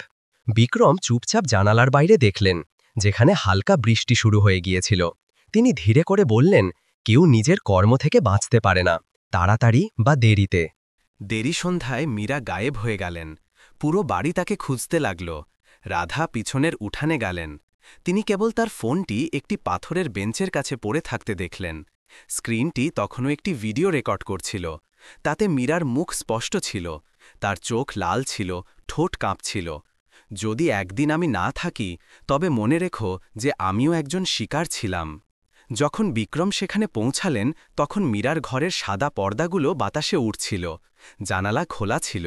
বাতাসের প্রতিধ্বনি এবং বাইরের সমুদ্রের উগ্র ঢেউয়ের শব্দ মিশে যাচ্ছিল। তিনি কিছুক্ষণ চুপচাপ দাঁড়িয়ে রইলেন। তার বিষণ্ণ চোখ ধীরে ধীরে বন্ধ হয়ে গেল। সেই রাতে রাহুল বাইক নিয়ে বাংলোতে এলো। সে মীরাকে অনেকক্ষণ ডাকল, কিন্তু কোনো জবাব পেল না। তার ঘরের দরজা সামান্য খোলা ছিল, মৃদু আলো বাইরে আসছিল। সে ভেতরে পা রাখল, চারপাশে তাকাল। কেবল ফোনটি পেল, যা তখনও রেকর্ডিং করছিল। স্ক্রিনটি মীরার মুখে থেমেছিল, তার চোখ ছিল শূন্য, যেন সে সব ঘৃণা ছেড়ে দিয়েছে। বাইরে বৃষ্টি জোরে হচ্ছিল। অন্ধকারে ট্র্যাজেডির একটি নতুন অধ্যায় চুপচাপ খুলছিল। সেই সকালে আকাশ ধূসর ছিল। বাংলোর গেটের সামনে নারকেল গাছগুলোর মধ্য দিয়ে সমুদ্রের বাতাস বইছিল। রাধা ঘর পরিষ্কার করতে করতে মনে ভারী অনুভব করছিলেন। যে রাত থেকে মীরা গায়েব হয়েছেন, এই বাড়িটি নির্জীব মনে হচ্ছিল। যখন তিনি মীরার বেডরুমে গেলেন, তখন তিনি ড্রেসিং টেবিলের সামনে থামলেন। তার ফোনটি তখনও চালু ছিল। স্ক্রিনটি কম ব্যাটারির সংকেত দিচ্ছিল। রাধা এটি বন্ধ করতে যাচ্ছিলেন, কিন্তু তার থেকে আসা আলো আয়নায় পড়ল এবং তার নিজের ফ্যাকাশে মুখ প্রতিফলিত করল। ভিডিওতে মীরা আয়নার সামনে বসেছিলেন। তার কণ্ঠস্বর শুকনো ছিল, যদি সেদিন তুমি আমাকে ছেড়ে না যেতে, তবে আমি এমন হতাম না। রাধা স্তব্ধ হয়ে গেলেন। ভিডিওতে থেকে রাহুলের কণ্ঠস্বর এলো, টাকা কামানোর জন্য দাম দিতে হয়, আমরা ফিরে যেতে পারি না। তারপর দুজন হাসল, একটি তিক্ত ভয়ঙ্কর হাসি। তিনি কাঁপতে কাঁপতে লিভিং রুমে দৌড়ালেন এবং চিৎকার করে উঠলেন, সাহেব, তিওয়ারিজি, সব কিছু এর ভেতরে আছে। বিক্রম এলেন, তার মুখ গম্ভীর ছিল। তিওয়ারিজি বসলেন, চুপচাপ তার চশমা নামালেন। টেবিলের ওপর ফোনটি ভিডিও চালাতে থাকল। মীরা একটি ছোট শিশি ধরে বলছিলেন, শুধু কয়েক ফোঁটা এবং কাজ হয়ে যাবে। সে শান্তিতে চলে যাবে, কেউ সন্দেহ করবে না। তার কণ্ঠস্বর কাঁপছিল, কিন্তু তার চোখ ঠান্ডা ছিল। রাধা কেঁদে উঠলেন। সে কি সত্যি আপনাকে মারতে চেয়েছিল? বিক্রম তার কাঁধে হাত রাখলেন, ধীরে করে বললেন, বেটা, লোকেরা তখনই খারাপ হয় যখন তারা বিশ্বাস হারিয়ে ফেলে এবং ভুলে যায় যে তারা কে ছিল। বাইরে বাতাস আরও জোরে হয়ে গেল, পর্দাগুলো উড়ে গেল। হঠাৎ দরজায় টোকা পড়ল। তিওয়ারিজি দরজা খুললেন। রাহুল দাঁড়িয়েছিল। তার শার্ট নোংরা ছিল, চোখ ভেতরে ঢোকা ছিল। সে দ্রুত বলল, তার কণ্ঠস্বর ভারী ছিল, আমি মীরাকে খুঁজছি, সে কোথায়? বিক্রম তাকে শান্তভাবে দেখলেন। সে তোমার জন্য কিছু ছেড়ে গেছে। রাহুল ভ্রু কোঁচকাল। কি? তিনি ফোনটি তার দিকে ঠেলে দিলেন। এটি দেখো, তারপর বলো যে তুমি কি এখনও তাকে খুঁজতে চাও। রাহুল কাঁপতে কাঁপতে প্লে বাটন চাপল। ভিডিওটি আবার চলল, যেখানে দুজন বিষ দেওয়ার পরিকল্পনা করছিল। তারপর শেষে মীরা সরাসরি ক্যামেরার দিকে তাকালেন। যদি আমার কিছু হয় তবে রাহুলও বাঁচবে না। তার কণ্ঠস্বর ক্ষীণ হয়ে গেল। তার চোখ জলে ভরা ছিল। রাহুল চিৎকার করে উঠল, না, সে আমাকে ফাঁসিয়েছে। সে ফোনটি জোরে মেঝেতে ছুঁড়ে মারল। ভেঙে যাওয়ার শব্দটি পুরো ঘরে প্রতিধ্বনিত হয়ে গেল এবং তারপর সে পড়ে গেল, মাথা ভরে হাঁপাতে লাগল। আমি কাউকে মারতে চাইনি, আমি শুধু চেয়েছিলাম যে সে তার প্রতিশ্রুতি পূরণ করুক, আমাকে দূরে যাওয়ার জন্য কিছু টাকা দিক। রাধা এগিয়ে গেলেন, তার কণ্ঠস্বর দৃঢ় ছিল। যদি তুমি সত্যি অনুতপ্ত হও তবে তোমার পুলিশের কাছে যাওয়া উচিত, যত পালাবে ততই ডুবে যাবে। রাহুল মাথা তুলল, তার চোখ লাল ছিল। তুমি বুঝবে না, আমিও একজন শিকার। বিক্রম ধীরে ধীরে জবাব দিলেন, তুমি যা বপন করবে সেটাই কাটবে। জীবনে যারা বাতাস বপন করে তারা ঝড় কাটে, তাড়াতাড়ি বা দেরিতে। রাহুল তার দিকে এমনভাবে তাকালো যেন সে দিশেহারা হয়ে গেছে। সে উঠল এবং পেছনে না তাকিয়েই দরজা দিয়ে বাইরে চলে গেল। বাইরে বৃষ্টি শুরু হয়ে গেল। জলের ফোঁটা সিঁড়িতে একটি অদৃশ্য শাস্তির তালের মতো পড়ছিল। ঘর আবার নীরবতায় ডুবে গেল। তিওয়ারিজি ভাঙা ফোনটি তুললেন। তিনি অবাক হলেন যে মেমোরিতে এখনও একটি ভিডিও ছিল যা খোলা হয়নি। রাধা দ্রুত সেটি চালালেন। স্ক্রিনটি কিছুক্ষণ কালো রইল এবং তারপর মীরার ছবি দেখা গেল। তার চুল এলোমেলো ছিল, মুখ ফ্যাকাশে ছিল, তার কণ্ঠস্বর ভাঙা ছিল। যদি কেউ এটি খুঁজে পায় তবে আমার মেয়েকে বলো, মাকে ক্ষমা করে দিও, মা ভুল ছিল। তিনজন স্তব্ধ হয়ে গেলেন। বিক্রম চেয়ারে পড়ে গেলেন, হাত দিয়ে কপাল চেপে ধরলেন। প্রিয়ার কি দোষ? মায়ের পাপের বোঝা মেয়ের বহন করা উচিত নয়। রাধা তার দিকে তাকালেন, তার চোখ ভেজা ছিল। হয়তো শেষ মুহূর্তে সে বুঝতে পেরেছিল যে টাকা বিবেককে বাঁচাতে পারে না। তিওয়ারিজি মাথা নাড়লেন, ভাবতে ভাবতে, লোকেরা তাদের পাপ লুকাতে পারে কিন্তু তাদের হৃদয়ের ভয় লুকাতে পারে না। সন্ধ্যা নামছিল। দিনের শেষ আলো জানালা ভেদ করে আসছিল, তিনজনের চিন্তামগ্ন মুখের ওপর পড়ছিল। দূর থেকে সমুদ্রের ঢেউয়ের শব্দ একটি দীর্ঘ আহের মতো লাগছিল। রাধা ধীরে করে বললেন, তাহলে কি সে সত্যিই চলে গেল? বিক্রম জবাব দিলেন না, কেবল সমুদ্রের দিকে তাকিয়ে রইলেন। দেখলেন যেখানে কালো মেঘ জমে আসছিল। রাত হয়ে গেল। রাধা তার ঘরে বসেছিলেন, জানালার দিকে এক দৃষ্টিতে তাকিয়েছিলেন। হাওয়ার ফিসকি শব্দ তাকে কাঁপিয়ে দিচ্ছিল। হঠাৎ দরজায় ৩ বার হালকা টোকা পড়ল এবং তারপর নীরবতা। তিনি খোলার জন্য এগিয়ে গেলেন। কেবল দরজার নিচে একটি চিঠি গুজে রাখা পেলেন। কাগজটি বৃষ্টিতে ভেজা ছিল। রাধা ঝুঁকে সেটি তুললেন। একটি বাঁকা হাতের লেখা পড়তেই তার হৃৎস্পন্দন দ্রুত হতে লাগল। সে এখনও বেঁচে আছে। তিনি ওপরে তাকালেন। আবছা হলুদ আলোর নিচে এক মানুষের ছায়া গেটের পিছনে অদৃশ্য হয়ে গেল। রাধা কাগজটি শক্ত করে ধরলেন। তার পুরো শরীর কাঁপছিল। তার হৃদয়ে ভয় এবং আশার একটি মিশ্র অনুভূতি জেগে উঠল। যদি মীরা এখনও বেঁচে থাকে তবে সব কিছু শেষ হয়নি এবং সেই অন্ধকার হয়তো শীঘ্রই ফিরে আসতে চলেছে। বৃষ্টি মুষলধারে হচ্ছিল। বিদ্যুৎ আকাশ চিরে যাচ্ছিল এবং পুরো বাংলো কাঁপিয়ে দিচ্ছিল। রাধা ক্লান্তির কারণে ঘুমিয়ে পড়েছিলেন। ঠিক তখনই গেটের বাইরে একটি গাড়ির জোরে ব্রেক করার শব্দ শুনলেন। তিনি চমকে গেলেন। পর্দা সরিয়ে বাইরে দেখলেন। সাদা বৃষ্টির পর্দার মাঝে একটি মহিলা চুপচাপ দাঁড়িয়েছিলেন। তার কাপড় ভেজা ছিল, চুল মুখের ওপর লেগেছিল। রাধা চোখ ছোট করলেন এবং তারপর চমকে গেলেন। মীরা! সেই মুখ, সেই চোখ, অন্য কোথাও চেনা যেত না। তিনি কেঁপে উঠলেন।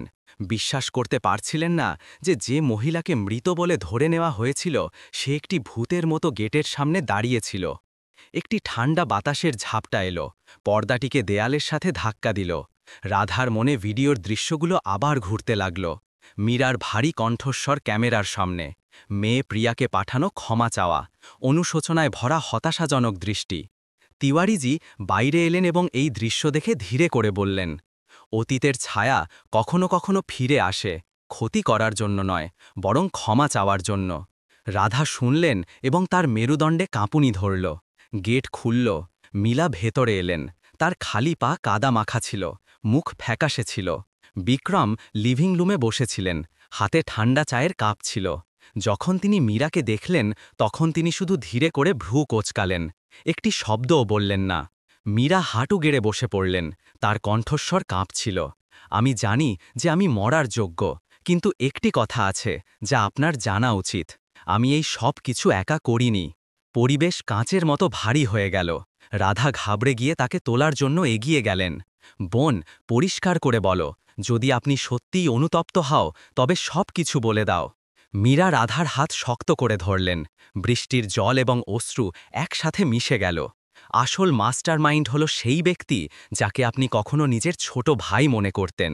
সে বলল, তার ঘাবড়ে যাওয়া চোখ বিক্রমের দিকে তাকিয়েছিল। বিক্রম ধীরে করে ভ্রু কোঁচকালেন। তুমি কার কথা বলছ? অজয়। মীরা কেঁদে উঠলেন। বহু বছর আগে আপনি তাকে বিশ্বাস করেছিলেন যে সে বিনিয়োগ চুক্তিতে স্বাক্ষর করবে, কিন্তু সে সব কিছুতে প্রতারণা করেছে। আমাকে তার কথা মানতে বাধ্য করা হয়েছিল। সে আমাকে বলেছিল যে পরিকল্পনার অনুসরণ করো, নয়তো সে আপনার বিরুদ্ধে প্রতারণার মিথ্যা প্রমাণ পেশ করবে। বিদ্যুতের গর্জন হল, টেবিলের ওপর চায়ের কাপ কেঁপে উঠল। বিক্রম উঠলেন, টেবিলের ওপর জোরে হাত মারলেন। সেই অজয়, আমি তাকে এত বছর ধরে লালন পালন করেছি, তাকে পড়াশোনা করিয়েছি, তাকে নিজের বলে মেনেছি। তার কণ্ঠস্বর রাগে ভারী হয়ে গেল। তিওয়ারিজি দীর্ঘশ্বাস ফেললেন, তার কণ্ঠস্বর গভীর ছিল। এই জীবনে যারা আমাদের সবচেয়ে বেশি ক্ষতি করে তারা প্রায়শই আমাদের সবচেয়ে কাছের লোক হয়। মীরা মাথা তুললেন, তার চোখ লাল ছিল। আমি ভুল ছিলাম, আমি শুধু চেয়েছিলাম যে আমার মেয়ের একটি ভবিষ্যৎ হোক, কিন্তু যত করতে গেলাম ততই ডুবে গেলাম। এখন আমি শুধু চাই যে সে প্রিয়াকে একা ছেড়ে দিক, যাতে তাকে তার মায়ের জন্য লজ্জিত হতে না হয়।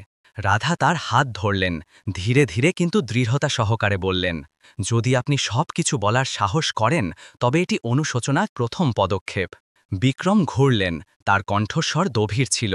একটি প্রবাদ আছে, সুঁই ব্যাগের ভেতরে বেশি দিন লুকিয়ে থাকে না। আমি সব কিছু পরিষ্কার করব, কিন্তু মীরা, তোমাকে এখানেই থাকতে হবে এবং দায়িত্ব নিতে হবে। মীরা মাথা নাড়লেন, দুটি হাত শক্ত করে চেপে। আমি সব কিছু বলে দেব, কিন্তু আপনি আমাকে প্রতিশ্রুতি দিন, অজয়কে এটা জানতে দেবেন না যে আমি বেঁচে আছি। মীরার চোখে একটি ভয় ছিল যা আগের চেয়েও বেশি সত্যি ছিল। হঠাৎ বাইরে উঠান থেকে কাঁচ ভাঙার শব্দ এলো। সবাই মাথা ঘোরাল। একটি পাথর ভেতরে গড়িয়ে এলো, সাথে একটি ভেজা মোড়ানো কাগজের টুকরো। রাধা সেটি খুললেন। বাঁকা হাতের লেখা তার মেরুদণ্ডে কাঁপুনি ধরিয়ে দিল। মুখ বন্ধ রাখো, যদি না চাও যে তোমার মেয়ে মারা যাক। মীরার মুখ ফ্যাকাশে হয়ে গেল, তার পুরো শরীর কাঁপছিল। বিক্রম সাথে সাথে আদেশ দিলেন, তিওয়ারিজি, সব দরজা বন্ধ করে দিন, সাথে সাথে পুলিশ ডাকুন। রাধা বারান্দায় দৌড়ালেন। তিনি একটি কালো গাড়ি বৃষ্টিতে দ্রুত চলে যেতে দেখলেন। চাকাগুলো ভেজা মাটিতে একটি লম্বা দাগ ছেড়ে গেল। দরজার ফাঁক দিয়ে হাওয়ার শীষ একটি আত্মার বিলাপের মতো লাগছিল, যা আগত বিপদের ইঙ্গিত দিচ্ছিল। বিক্রম লিভিং রুমের মাঝে ভাবতে ভাবতে দাঁড়িয়েছিলেন, তার চোখ ভারী ছিল। বহু বছর ধরে আমি ভেবেছিলাম যে খারাপের শেষ খারাপ হয়, এটি একটি দূরের কথা। এখন আমি বুঝলাম, কর্ম আমাদের ভাবনার চেয়ে দ্রুত আসে। রাধা মাথা নিচু করে ধীরে করে বললেন, হয়তো ভগবান এখনও আমাদের তাকে বাঁচানোর সুযোগ দিচ্ছেন। মীরা শুধু চুপ রইলেন। অশ্রু ঝরছিল, কিন্তু তার চোখে হতাশা ছিল। রাত হয়ে গেল, বৃষ্টি এখনও থামেনি। রাধা জানালার পাশে বসেছিলেন, একটি অস্থিরতা তাকে ঘিরেছিল। টেবিলের ওপর ফোনটি একটি অজানা নম্বর থেকে বাজল। তিনি ফোন তুললেন। একটি ঠান্ডা বরফের মতো পুরুষের কণ্ঠস্বর এলো, প্রিয়া আমার কাছে আছে, যদি তুমি তাকে নিরাপদ চাও তবে বড়দের বিষয়ে মাথা গলাবে না। তারপর ফোন কেটে গেল। রাধা স্তব্ধ হয়ে গেলেন, তার পুরো শরীর অসাড় হয়ে গেল। তিনি বাইরে দৌড়ালেন এবং জোরে চিৎকার করলেন, বিক্রর সালেব, প্রিয়া গায়েব হয়ে গেছে। বৃষ্টির শব্দ এবং চিৎকার বাংলোটিকে যেন ভেঙে দিল। অন্ধকারে মীরা হাঁটু গেড়ে বসে পড়লেন। তার মুখ তোতলাচ্ছিল। সে সে সত্যিই এটা করল। বাইরে বিদ্যুৎ আকাশ ছিঁড়ে যাচ্ছিল। ট্র্যাজেডির একটি নতুন অধ্যায় এইমাত্র শুরু হয়েছিল, এবং এইবার সত্যের মূল্য একটি নিষ্পাপ শিশুর জীবন হতে পারত। রাত অস্বাভাবিকভাবে শান্ত ছিল। ঘরে কেবল একটি ক্ষীণ নাইট ল্যাম্পের আলো ছিল। রাধা টেবিলের পাশে গুটিয়ে বসেছিলেন। তার কাঁপতে থাকা হাত ফোন ধরেছিল। রেকর্ডিং থেকে একটি গভীর ভারী কণ্ঠস্বর আসছিল। যদি তুমি বাচ্চাকে নিরাপদ চাও তবে চুপ থাকো। প্রতিটি শব্দ ছুরির মতো তার হৃদয় কাটছিল। তার কপালে ঠান্ডা ঘাম ঝরছিল। তার হৃৎস্পন্দন দ্রুত হচ্ছিল। জানালার বাইরে বৃষ্টির ফোঁটা টপ টপ করে পড়ছিল। হাওয়ার প্রতিটি ঝাপটায় পর্দা ধীরে ধীরে নড়ছিল। তিনি পরিষ্কার অনুভব করছিলেন যে কেউ তাদের ওপর নজর রাখছে। প্রতিটি শ্বাস, প্রতিটি ছোট থেকে ছোট নড়াচড়া। রাধার মনে মীরার আগে বলা কথাগুলো প্রতিধ্বনিত হচ্ছিল। অজয়কে এটা জানতে দেবেন না যে আমি বেঁচে আছি। এবং তিওয়ারিজিয়ের মনে করিয়ে দেওয়া কথা, দুষ্ট অন্ধকারকে ভয় পায় না, কেবল আলোকে ভয় পায়। তিনি একটি গভীর শ্বাস নিলেন, নিজেকে শান্ত থাকতে বাধ্য করলেন, কারণ তিনি বিপদে ছিলেন। তিনি ভয়কে তার যুক্তির ওপর জয়ী হতে দিতে পারতেন না। প্রথমবারের মতো রাধা অনুভব করলেন যে তিনি আর আগের মতো ভীত পরিচারিকা নন। এখন তিনি জীবন এবং মৃত্যুর মধ্যে দাঁড়িয়েছিলেন, এবং কেবল সাহসী সেই শিশুটিকে বাঁচাতে পারত। টেবিলের ওপর মীরার ফেলে যাওয়া পুরনো ফোনটি এখনও স্ক্রিনে ঝলমল করছিল। ড্রাফট মেসেজগুলোতে রাধা একটি অসম্পূর্ণ লাইন দেখলেন। যদি আমি না বাঁচি তবে যে ব্যক্তিকে আপনাকে খুঁজতে হবে সে পুরনো বন্দরের কাছে পুরনো গুদামে আছে। তিনি এটি বেশ কয়েকবার পড়লেন এবং সাথে সাথে বিক্রমকে ডাকলেন। বিক্রম মাত্র কয়েক মিনিট পরেই দেখা দিলেন। তার রেনকোট তখনও টপকাচ্ছিল। তার মুখ ইস্পাতের মতো ঠান্ডা ছিল, কিন্তু তার চোখে উদ্বেগ ছিল। তিওয়ারিজি টর্চ ধরে পিছনে ছিলেন। রাধা মেসেজটির দিকে ইশারা করে দ্রুত বললেন, আমার মনে হয় সে একটি সূত্র ছেড়ে গেছে। হতে পারে প্রিয়াকে সেখানেই নিয়ে যাওয়া হয়েছে। বিক্রম মাথা নাড়লেন। তার কণ্ঠস্বর গভীর ছিল। আমরা সব সময় পুলিশের জন্য অপেক্ষা করতে পারি না। প্রতিটি মিনিট যা চলে যাচ্ছে তা বিপদ বাড়াচ্ছে। মীরা, যিনি চেয়ারে বসেছিলেন, ধীরে ধীরে উঠলেন। তার কণ্ঠস্বর ভারী হয়ে গেল। আমাকে সাথে যেতে দিন, সে আমার রক্ত। বিক্রম তাকে অনেকক্ষণ দেখলেন এবং তারপর ধীরে করে মাথা নাড়লেন। গাড়ি ভারী বৃষ্টির মাঝে বাংলো থেকে বেরিয়ে গেল। সমুদ্রের ধারের রাস্তা অন্ধকার ছিল, স্ট্রিট লাইট কম ছিল। বাতাস এতটাই জোরে চলছিল যে গাড়ির জানালা কাঁপছিল। গাড়িতে নীরবতা ছিল, কেবল ওয়াইপারের স্থির শব্দ ছিল। রাধা বাইরে দেখলেন। তার কণ্ঠস্বর মৃদু ছিল। লোকেরা বলে যে ভালোর সাথে ভালো হয়, তবে ভালো লোকেদের সব সময় এই ধরনের সমস্যায় কেন ঠেলে দেওয়া হয় সাহেব? বিক্রম জবাব দিলেন, রাস্তা থেকে চোখ না সরিয়ে। কারণ ভালো যদি নিজের রক্ষা না করে তবে খারাপ তাকে গিলে ফেলে। মানুষকে বাঁচানোর জন্য সাহস দরকার। পুরাতন বন্দরে পৌঁছে তারা পুরনো গুদামগুলোর একটি সারির সামনে থামলেন। জং ধরা লোহার ভারী দরজা ঠেলে দেওয়ায় ক্যাচ ক্যাচ শব্দ হল। ভেতরে কেবল একটি মিটমিট করা টর্চের আলো ছিল, তেল এবং সমুদ্রের জলের মিশ্র গন্ধ। মীরা একটি কোণে একটি ছোট ভেজা উলের সোয়েটার দেখে হাঁটু গেড়ে বসে পড়লেন। এটা বাচ্চাটির সোয়েটার, এটা প্রিয়ার। সে হাউমাউ করে কাঁদতে লাগলেন। তার কাঁধ কাঁপছিল। রাধা ঝুঁকে সোয়েটারটি তুললেন। তার হাতও কাঁপছিল। ভেজা সিমেন্টের মেঝেতে একটি শিশুর জুতোর ছাপ গুদামের শেষ পর্যন্ত যাচ্ছিল। হঠাৎ টর্চ বন্ধ হয়ে গেল। পিছন থেকে একটি খটখট শব্দ এলো। বিক্রম দ্রুত রাধাকে একটি পিলারের পিছনে টেনে নিলেন। চুপ থাকার ইশারা করলেন। অন্ধকারে ভারী পায়ের শব্দ প্রতিধ্বনিত হল। প্রতিটি মুহূর্ত কাছে আসছিল। তারপর একটি ইস্পাতের মতো ঠান্ডা পুরুষের কণ্ঠস্বর এলো, আমি ভেবেছিলাম তুমি এর চেয়ে বেশি চালাক হবে। মীরা ফিরে আসার সাহস করল। রাধা তার শ্বাস আটকে নিলেন। বিদ্যুতের একটি ঝলক অজয়ের মুখ পরিষ্কার করে দিল। সেই একই লোক যাকে তারা খুঁজছিলেন। তার রেনকোট ভেজা ছিল, তার চোখে বিদ্রূপ ছিল। বিক্রম বাইরে এলেন। তার কণ্ঠস্বর দৃঢ় ছিল, অজয়, তুমি আমার সন্তানকে কোথায় লুকিয়েছ? সে হাসল, নিরাপদ আছে, শুধু যদি আপনি সব শেয়ার আমার নামে সই করার জন্য প্রস্তুত হন। রাধা নিজেকে থামাতে পারলেন না এবং বললেন, তোমার কি মনে হয় যে টাকা কর্ম লুকিয়ে রাখতে পারে? খারাপ কখনো যেতে না। অজয় তার দিকে তাকালো। তার চোখ তীক্ষ্ণ এবং ঠান্ডা ছিল। তুমি খুব ভালো কথা বলো, কিন্তু ওই মেয়েটি ভয়ে কাঁদছে।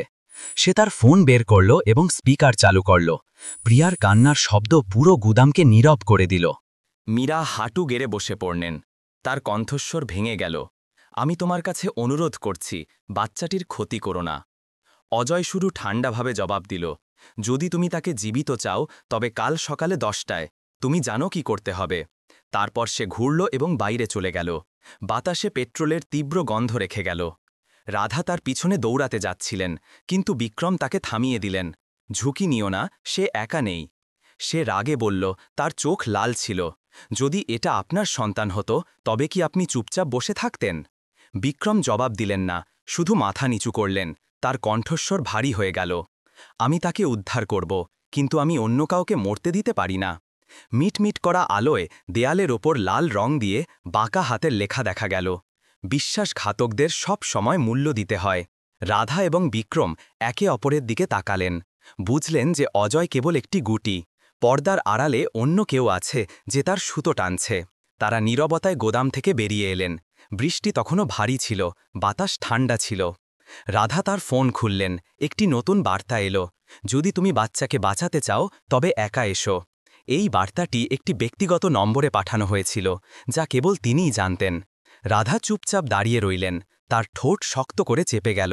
বাইরে সমুদ্রের ঢেউ একটি আগত ঝড়ের সতর্ক বার্তার মতো প্রতিধ্বনিত হচ্ছিল। পরের দিন সকালে ঘন মেঘের মধ্য দিয়ে ক্ষীণ রোদ উঁকি দিচ্ছিল। রাধা বিক্রমের জন্য চা বানাতে যাচ্ছিলেন যে তার ফোন বেজে উঠল। একটি বেনামি বার্তা, বাচ্চাকে বাঁচাতে হবে, আজ রাত 9টায় মিনহাই রিসোর্টে একা এসো। তার হৃদয় সংকুচিত হল। কিছু না ভেবেই রাধা ফোনটি লুকালেন। চুপচাপ একটি ছোট ব্যাগ প্রস্তুত করলেন। তিনি কাউকে বললেন না, না বিক্রমকে, না মীরাকে। যখন সন্ধ্যার আলো সমুদ্রের ওপর ঝুঁকে পড়ল, তখন রাধা বাংলোর গেট বন্ধ করলেন এবং একা একটি লম্বা জনশূন্য রাস্তায় হেঁটে চললেন। সমুদ্রের বাতাস জোরে বইছিল। সেই ছোট মহিলার হৃদয়ে ভয় এবং দৃঢ় সংকল্প দুটোই নিয়ে যাচ্ছিল। তার মনে গতরাতে বিক্রমের বলা কথাগুলো প্রতিধ্বনিত হচ্ছিল, কিছু লড়াইয়ে কেবল বিশ্বাসী অস্ত্র হয়। রাধা ফোনটি শক্ত করে ধরলেন, নিজেকে বললেন, আমি অন্য কাউকে হারতে দেব না। ডুবন্ত সূর্যের আলো তার ভেজা চুলের ওপর পড়ছিল, যার ফলে তার পাতলা ছায়া লাল আকাশে মিশে যাচ্ছিল। কেউ জানত না, সেই মুহূর্তে রাধা এমন একটি পথ বেছে নিয়েছিলেন যার কোনো ফেরার রাস্তা ছিল না। মিনহাই রিসোর্ট ঝুঁকে থাকা নারকেল গাছের জঙ্গলের মাঝে সাদা বালির সমুদ্র সৈকতে দেখা গেল, যা একসময় ধনীদের প্রিয় জায়গা ছিল। এখন অদ্ভুতভাবে শান্ত ছিল। জং ধরা লোহার গেট, বাঁকা সাইনবোর্ড, একটি কালো গাড়ি দাঁড়িয়েছিল যার হেডলাইট একটি আবছা আলো ফেলছিল। একটি কালো স্যুটে একজন লোক বাইরে এলো, কিছু না বলে শুধু তাকে পিছনে আসার ইশারা করল। রাধা শান্ত থাকার চেষ্টা করলেন, কিন্তু তার হাত পার্সটি শক্ত করে ধরে রেখেছিল। এমন মনে হচ্ছিল যেন কেউ তার হৃদয় নিংড়ে নিচ্ছে। কাঠের ঘরের দরজা বন্ধ ছিল। যখন সেই লোকটি সেটি খুলল, তখন স্যাঁতস্যাঁতে এবং সিগারেটের ধোঁয়ার গন্ধ এলো। আবছা আলোয় অজয় সেখানে বসেছিল, চেয়ারে ঝুঁকে, তার চোখ বরফের মতো ছিল। আমি কাউকে ক্ষতি করতে চাই না, সে একটি স্থির কণ্ঠে বলল। আমি শুধু বিক্রমের কাছ থেকে শেয়ারগুলোতে সই চাই। রাধা সোজা তাকালেন। তুমি একটি শিশুকে অপহরণ করেছ এবং বলছ যে তুমি কাউকে ক্ষতি করতে চাও না? সে ফ্যাকাশে হাসি হাসল, সিগারেটের ধোঁয়া ছাড়ল। ব্যবসা বাণিজ্যে যে দুর্বল সে মরে, আমি শুধু নিজেকে রক্ষা করছি। টেবিলের ওপর অজয় তার ফোনের স্ক্রিন চালু করল, যাতে প্রিয়াকে একটি কাঁচের ঘরে বন্ধ দেখানো হয়েছিল। রাধা একটি চিৎকার চেপে গেলেন, নিজের কণ্ঠস্বর শান্ত রাখার চেষ্টা করলেন। আমি তোমাকে তা পেতে সাহায্য করব যা তুমি চাও, কিন্তু তোমাকে নিশ্চিত করতে হবে যে মেয়েটি নিরাপদ আছে। তোমার কি মনে হয় যে আমি তোমাকে বিশ্বাস করব? সে চোখ ছোট করল, তার কণ্ঠে ঘৃণা ছিল। বিশ্বাস করার দরকার নেই, কিন্তু যদি তুমি কিছু অর্জন করতে চাও তবে তোমার শেষ অবশিষ্ট মানবতাকে বজায় রাখো। সে চুপচাপ তার দিকে তাকিয়ে রইল, যেন এটি বোঝার চেষ্টা করছিল যে কোনটি সত্য এবং কোনটি মিথ্যা। রাধা চতুরতার সাথে তার পার্সের ফোনটিকে রেকর্ডিং মোডে সেট করলেন এবং জিপিএসের মাধ্যমে গোপনে তার অবস্থান পাঠালেন। তিনি ঘরের চারপাশে দেখলেন, দেয়ালের কোণে একটি লুকানো ক্যামেরা এবং সমুদ্রের দিকে যাওয়া একটি ছোট জানালা দেখলেন। তার হৃদয়ে একটি আশার আলো জ্বলে উঠল। তুমি এই সব করে কি অর্জন করবে? রাধা জিজ্ঞাসা করলেন। তার কণ্ঠস্বর মৃদু কিন্তু দৃঢ় ছিল। অজয় ঝুঁকে ব্যঙ্গাত্মকভাবে হাসল। টাকা এবং প্রতিশোধ দুটোই। বিক্রম আমার সব কিছু কেড়ে নিয়েছে, আমি শুধু সেটাই ফিরিয়ে নিচ্ছি যা আমার হওয়া উচিত ছিল। তুমি ভুল, রাধা জবাব দিলেন, তার চোখ ঝলমল করছিল। লোভী মানুষ কখনোই যথেষ্ট পায় না। লোভ একটি অতল গহ্বর, যত দূরে যাবে বেরিয়ে আসা তত কঠিন হবে। অজয়ের মুখ কালো হয়ে গেল। সে উঠল এবং দ্বার কাছে এলো। আমাকে শেখানোর চেষ্টা করো না মেয়ে। যেই না সে কাছে এলো, রাধার ফোন বেজে উঠল। ভামা স্ক্রিনে একটি বার্তা ঝলমল করল, আমি আসছি। অজয় সাথে সাথে চিনতে পারল এবং তার হাত থেকে ফোনটি ছিনিয়ে নিতে দৌড়াল। রাধা সাহসের সাথে সেটি ফিরিয়ে নেওয়ার চেষ্টা করলেন, যার ফলে স্ক্রিনটি মেঝেতে পড়ে ভেঙে গেল। সে চিৎকার করে উঠল, তুমি আমাকে ধোঁকা দেওয়ার সাহস করলে? তারপর সে তার কবজি ধরল, তাকে জোরে টেবিলের ওপর আছড়ে ফেলল। রাধা সংগ্রাম করলেন, তার পা চেয়ারটিকে উল্টে দিল। সে ছুরি তুলল, ইস্পাতের ঝলক চমকালো। আমি তোমাকে সতর্ক করেছিলাম, অজয় গর্জন করল। তবুও তুমি কেন নিজেকে এর মধ্যে জড়ালে? রাধা চিৎকার করলেন, যদি তোমার ভেতরে সামান্যতমও মানবতা থাকে, তবে একটি শিশুকে বড়দের লোভের মূল্য দিতে দিও না। সেই মুহূর্তে অজয়ের মুখ থেমে গেল, তার চোখ দ্রুত পিটপিট করল। মাত্র 1 সেকেন্ডের দ্বিধায় রাধা টেবিলের ওপর পড়ে থাকা সামান্য বালি ধরলেন, সেটি সরাসরি তার মুখে ছুঁড়ে মারলেন এবং দৌড়ালেন। দরজা খোলা হল, গেটের বাইরে একটি গাড়ির হর্ন বাজল। বিক্রম এবং তিওয়ারিজি মুষলধারে বৃষ্টির মাঝে ভেতরে দৌড়ালেন। একটি সংঘর্ষ শুরু হল। অজয় পাগলের মতো ছুরি চালাল, রাধাকে মারার চেষ্টা করল। বিক্রম ছুরির আঘাত নিজের ওপর নিলেন, রক্ত ঝরতে লাগল। রাধা জোরে চিৎকার করলেন এবং তিওয়ারিজিয়ের সাথে মিলে তাকে কাবু করলেন।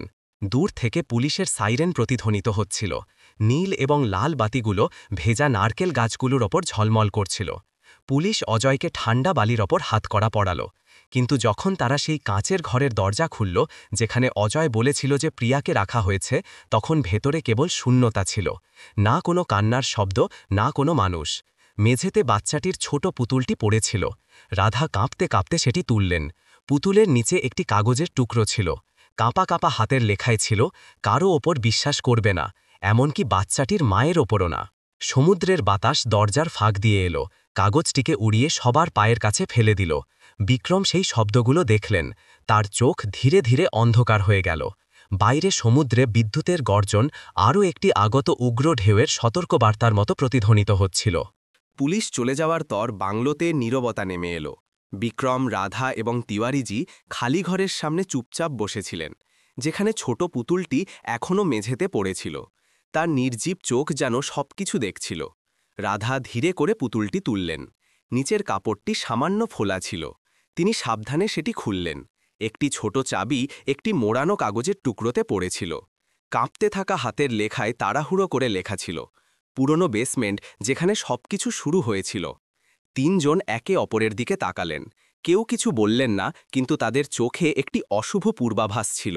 রাধার মনে হঠাৎ মীরার কথাগুলো প্রতিধ্বনিত হল, আমি কখনো কাউকে ক্ষতি করতে চাইনি, শুধু তার বিরুদ্ধে দাঁড়ানোর জন্য যথেষ্ট শক্তিশালী ছিলাম না। তিনি কেঁপে উঠলেন, হয়তো এই সব কিছুর পেছনে মীরা এখনও কিছু লুকাচ্ছেন। তিওয়ারিজি ছাদের দিকে তাকালেন, দীর্ঘশ্বাস ফেললেন। খারাপ প্রায়শই একা আসে না, এটি ভয় থেকে জন্ম নেয়। রাধা তার মুঠো শক্ত করলেন, যদি তাই হয় তবে এখন আমাদের এটির মুখোমুখি হতে হবে। বেসমেন্টটি রান্নাঘরের একটি পুরনো ইটের দেওয়ালের পেছনে ছিল, যেখানে অনেক দিন ধরে কেউ যায়নি। বিক্রম টর্চ দিয়ে আলো ফেললেন। প্লাস্টার উঠে যাচ্ছিল, যার ফলে একটি জং ধরা লোহার তালা দেখা গেল। রাধা চাবি ঢোকালেন, একটি খট শব্দ করে 1 চক্কর ঘুরল। দরজা খুলল, স্যাঁতসেঁতে এবং ঠান্ডার গন্ধ বাইরে এলো। তারা কাঠের সিঁড়ি দিয়ে নিচে নামলেন। প্রতিটি পদক্ষেপ ভারী ছিল। আবছা আলো ধুলো ভরা দেয়ালগুলোর ওপর পড়ছিল, যেখানে কালো দাগ এবং মাকড়সার জাল দেখা যাচ্ছিল। সিমেন্টের মেঝেতে কিছু পুরনো কাঠের বাক্স, ছেঁড়া কাগজের টুকরো এবং একটি বন্ধ কাঠের বাক্স। বিক্রম ঝুঁকে ধীরে করে ধুলো পরিষ্কার করলেন। টর্চের আলোয় একটি পুরনো ছবি দেখা গেল। মীরা অজয়ের সাথে দাঁড়িয়েছিল। পাশে আরও একজন লোক ছিল, পুরনো শাখা ব্যবস্থাপক, যিনি কোনো কারণ ছাড়াই গায়েব হয়ে গিয়েছিলেন। রাধা কাছে পড়ে থাকা কাগজের টুকরোটি তুললেন। খামের কোণে একটি লাল সিল দেখলেন। তিনি সেটি খুললেন। ভেতরে বিক্রমের নকল স্বাক্ষরের সাথে একটি শেয়ার হস্তান্তর চুক্তি ছিল। হে ভগবান, রাধা বললেন। বিক্রম কাগজটি শক্ত করে ধরলেন। তার কণ্ঠস্বর ভারী হয়ে গেল। তাহলে এই সব এখান থেকে শুরু হয়েছিল। সিঁড়িতে দ্রুত পায়ের শব্দ এলো। মীরা নিচে দৌড়ালেন। তার চুল এলোমেলো ছিল, মুখ ফ্যাকাশে ছিল। এটি আর খুলবেন না, এটি আমার ভুল। আমি জানতাম না যে বিষয়টি এতদূর গড়াবে। বিক্রম ঘুরলেন, তার চোখ রাগে ভরা ছিল। তুমি আমার নামে সই করেছ? তুমি তার সাথে ষড়যন্ত্র করেছ? মীরা কেঁদে উঠলেন। আমাকে হুমকি দেওয়া হয়েছিল। যদি আমি না করতাম তবে সে বাচ্চাটির ক্ষতি করত। আমার অন্য কোনো রাস্তা ছিল না। রাধা এগিয়ে গেলেন, তার কণ্ঠস্বর সংযত ছিল। যদি তুমি সত্যি অনুতপ্ত হও তবে আমাদের প্রিয়াকে বাঁচাতে সাহায্য করো। কাউকে একটি শিশুকে একটি হাতিয়ার হিসেবে ব্যবহার করার অধিকার নেই। মীরা কাঁপতে কাঁপতে মাথা নাড়লেন, অশ্রু ঝরছিল। রাধা ঝুঁকে কাঠের বাক্সটি খুললেন, ঢাকনা খুলল। ভেতরে একটি রেকর্ডিং ছিল। ছোট স্পিকার থেকে মীরার কণ্ঠস্বর এলো। অজয়, তুমি কি নিশ্চিত যে এই কথা কেউ জানতে পারবে না? অজয়ের ভারী কণ্ঠস্বর জবাব দিল, চিন্তা করো না, যেই না দুর্ঘটনা ঘটবে সম্পত্তি আমাদের হয়ে যাবে। পরিবেশ শ্বাসরুদ্ধকর হয়ে গেল। তিওয়ারিজি ভাঠা নাড়লেন, হে ভগবান, তাহলে এই সব এমন ছিল? রাধা বাক্সের নিচে আরও খুঁজলেন, একটি মোড়ানো চিঠি পেলেন, নরম কাপা কাপা হাতের লেখায় হাতে লেখা। যদি একদিন তুমি বড় হও তবে মা আশা করে যে তুমি বুঝবে। মা ভুল ছিল, কিন্তু মা তোমাকে ভালোবাসা কখনো ছাড়েনি। রাধা সেটি পড়ে তার চোখ ভেজা হয়ে গেল। তিনি ওপরে বিক্রমের দিকে তাকালেন, তার কণ্ঠস্বর ভারী হয়ে গেল। হয়তো সে পুরোপুরি খারাপ নয়, কোন মা তার সন্তানের রক্ষা করতে চাইবে না? বিক্রম চুপ রইলেন, তার হৃদয়ের ক্ষত যা এত বছর ধরে জ্বলছিল যেন আবার খুঁড়ে দেওয়া হলো। একটি দীর্ঘ নীরবতার পরে তিনি ধীরে করে বললেন, আমাদের মীরাকে খুঁজতে হবে। যদি তার কাছে এখনও সেই জিনিসটি থাকে যা অজয় সবচেয়ে বেশি ভয় পায়, তবে সেটাই প্রিয়াকে বাঁচানোর চাবি হবে। হঠাৎ ওপর থেকে একটি জোরে ধাক্কার শব্দ এলো, ধুলো পড়তে লাগল, টর্চ বন্ধ হয়ে গেল। রাধা চিৎকার করলেন, সাবধান! বিক্রম তাকে একপাশে টেনে নিলেন। ধ্বংসাবশেষ পড়ল, বাতাসে ধোঁয়া ভরে গেল। যখন সিঁড়ি থেকে আলো ফিরে এলো তখন মীরা গায়েব হয়ে গিয়েছিল। কেবল দেওয়ালের ওপর লাল রং দিয়ে বাঁকা হাতের লেখা ছিল, রক্তের, রক্ত দিয়ে শোধ করতে হবে। তিওয়ারিজির মুখ ফ্যাকাশে হয়ে গেল। কেউ কি এখনও আমাদের প্রত্যেক পদক্ষেপের ওপর নজর রাখছে? রাধার ফোন হঠাৎ বেজে উঠল। তিনি একটি ছোট ভিডিও খুললেন যা পাঠানো হয়েছিল। স্ক্রিনে প্রিয়াকে একটি ঠান্ডা গুদামে বাধা অবস্থায় দেখানো হলো। তার চোখ ভয়ে বড় ছিল। মীরার ভারী কণ্ঠস্বর এলো, আর খুঁজবেন না, আমি আমার মেয়ের যত্ন নিজেই নেব। রাধা তার ঠোঁট কামড়ালেন, অশ্রু ঝরতে লাগল। না, সে ফিসফিস করল, সে একা তাকে বাঁচাতে পারবে না। তিনি বিক্রমের দিকে ঘুরলেন, তার চোখ দৃঢ় ছিল। আমি যাব, যদিও এটি একটি ফাঁদ হয়, আমাকে বাচ্চাটিকে বাঁচাতে হবে।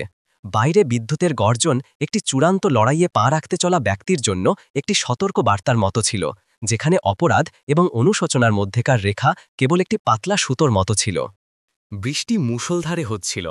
জলের প্রতিটি ফোঁটা গাড়ির জানালার ওপর হাজারো সূঁচের মতো বিঁধছিল। রাধা স্টিয়ারিং হুইল ধরে বসেছিলেন। তার চোখ সামনের দিকে স্থির ছিল, যেখানে স্ট্রিট লাইটগুলো আবছাভাবে মিটমিট করছিল। বিক্রম পাশে বসেছিলেন, তার মুখ গম্ভীর ছিল, তার চোখ উদ্বেগে লাল ছিল। তিওয়ারিজি পিছনের সিটে বসেছিলেন, জিপিএস ধরে, তার কণ্ঠস্বর ভারী ছিল। মীরার শেষ সিগন্যাল বাইরের এলাকার পুরনো ঠান্ডা গুদামের কাছে ছিল। রাধা জবাব দিতে যাচ্ছিলেন, ঠিক তখনই ফোন বেজে উঠল। একটি কাঁপতে থাকা মহিলার কণ্ঠস্বর স্পিকারে প্রতিধ্বনিত হল, যদি তুমি বাচ্চাটিকে বাঁচাতে চাও তবে একা ঠান্ডা গুদামে এসো। রাধা সেখানেই জমে গেলেন। ওটা মীরার কণ্ঠস্বর ছিল। বেসমেন্ট থেকে বেরিয়ে আসার আগে তিওয়ারিজির কথাগুলো হঠাৎ তার মনে প্রতিধ্বনিত হল। কখনো কখনো মানুষ তখনই জাগে যখন তারা খাদের কিনারায় দাঁড়িয়ে থাকে। রাধা স্টিয়ারিং হুইল শক্ত করে ধরলেন, তার হৃদস্পন্দন দ্রুত হচ্ছিল। তিনি জানতেন যে আজ রাতে জীবন এবং মৃত্যু, সত্য এবং মিথ্যার মধ্যেকার রেখা হতে পারে। বিক্রম জানালা দিয়ে বাইরে দেখলেন, তার কণ্ঠস্বর ভারী হয়ে গেল, শুধু আশা করি যে এইবার আমরা খুব দেরিতে পৌঁছব না। গাড়ি ধীরে ধীরে একটি লাল মাটির রাস্তায় মোড় নিল। দুপাশে ঘন রাবার বন ছিল। হেডলাইটগুলো গাছের কাণ্ডের ওপর মিটমিট করা ছায়া ফেলছিল। বৃষ্টি আরও বেড়ে গেল। বাতাস দরজার ফাটল দিয়ে শীষ দিচ্ছিল। যখন ঠান্ডা গুদামটি দেখা গেল তখন একটি দুর্বল হলুদ আলো একটি মরা প্রাণীর শ্বাসের মতো মিটমিট করছিল। রাধা ইঞ্জিন বন্ধ করলেন, দরজা খুললেন এবং বাইরে এলেন। ভেজা জমি কাদামাখা ছিল। প্রতিটি পদক্ষেপ গভীরভাবে ডুবে যাচ্ছিল। পুরনো লোহার দরজা ক্যাচ ক্যাচ শব্দ করে খুলল। শব্দটি ভয়ঙ্করভাবে প্রতিধ্বনিত হল, কেউ আমাদের আগে এখানে এসেছে। রাধা ধীরে করে বললেন। তিনি টাটকা চাকার দাগগুলোর দিকে ইশারা করলেন। ঠান্ডা গুদামের ভেতরে বাষ্প সাদাভাবে উঠছিল। ঠান্ডা বাতাস সবাইকে কাঁতিয়ে দিল। দেয়ালের ওপর একটি পুরনো ক্যামেরা ক্রমাগত ঝলমল করছিল। রাধা চারপাশে দেখলেন, কেউ দেখছে। টিনের ছাদের ওপর বৃষ্টির ফোঁটা একটি ভীত হৃদয়ের স্পন্দনের মতো বাজছিল। অন্ধকার থেকে মীরা বাইরে এলেন। তার মুখ ফ্যাকাশে ছিল, কাপড় ভেজা ছিল। তার হাতে একটি জ্বলন্ত ফোন ছিল। তার কণ্ঠস্বর কাঁপছিল, আমার আর কোনো বিকল্প ছিল না। অজয় আমাকে তোমাদের ডাকার জন্য বাধ্য করেছে। মেয়েটি হলওয়ের শেষে ঠান্ডা ঘরে আছে, কিন্তু সে সব জায়গায় মাইন পুঁতে রেখেছে। বিক্রম এগিয়ে গেলেন, তার কণ্ঠস্বর রাগে কাঁপছিল। তোমাকে পরিষ্কার করে বলতে হবে, নয়তো বাচ্চা এবং আমরা সবাই মারা যাব। মীরা কেঁদে উঠলেন, আমি পারব না। সে ক্যামেরা থেকে দেখছে। যদি আমি বিশ্বাসঘাতকতা করি তবে সে বিস্ফোরণ ঘটিয়ে দেবে। রাধা দুজনকে দৃঢ়ভাবে দেখলেন। আমার উপর বিশ্বাস রাখুন, আমি বাচ্চাটিকে উদ্ধার করব। তারা ঠান্ডা হলওয়ে ধরে চললেন। প্রতিটি পদক্ষেপ জলে ভেজা ছিল। শব্দটি একটি দুঃস্বপ্নের মতো প্রতিধ্বনিত হচ্ছিল। তিয়ারিজি টর্চ নিয়ে পিছনে চলছিলেন। ফিসফিস করে বললেন, অবশেষে কিছু নড়াচড়া আছে। রাধা ঠান্ডা ঘরের দিকে দৌড়ালেন। প্রিয়া গুটিয়ে বসেছিল, তার ঠোঁট নীল হয়ে গিয়েছিল। মা, আমার ঠান্ডা লাগছে। শিশুটির কণ্ঠস্বর দুর্বল ছিল। রাধা কাছে থাকা একটি লোহার রড দিয়ে তালাতে জোরে আঘাত করলেন। ধাতুর তীক্ষ্ণ শব্দ প্রতিধ্বনিত হল। দরজা খুলল।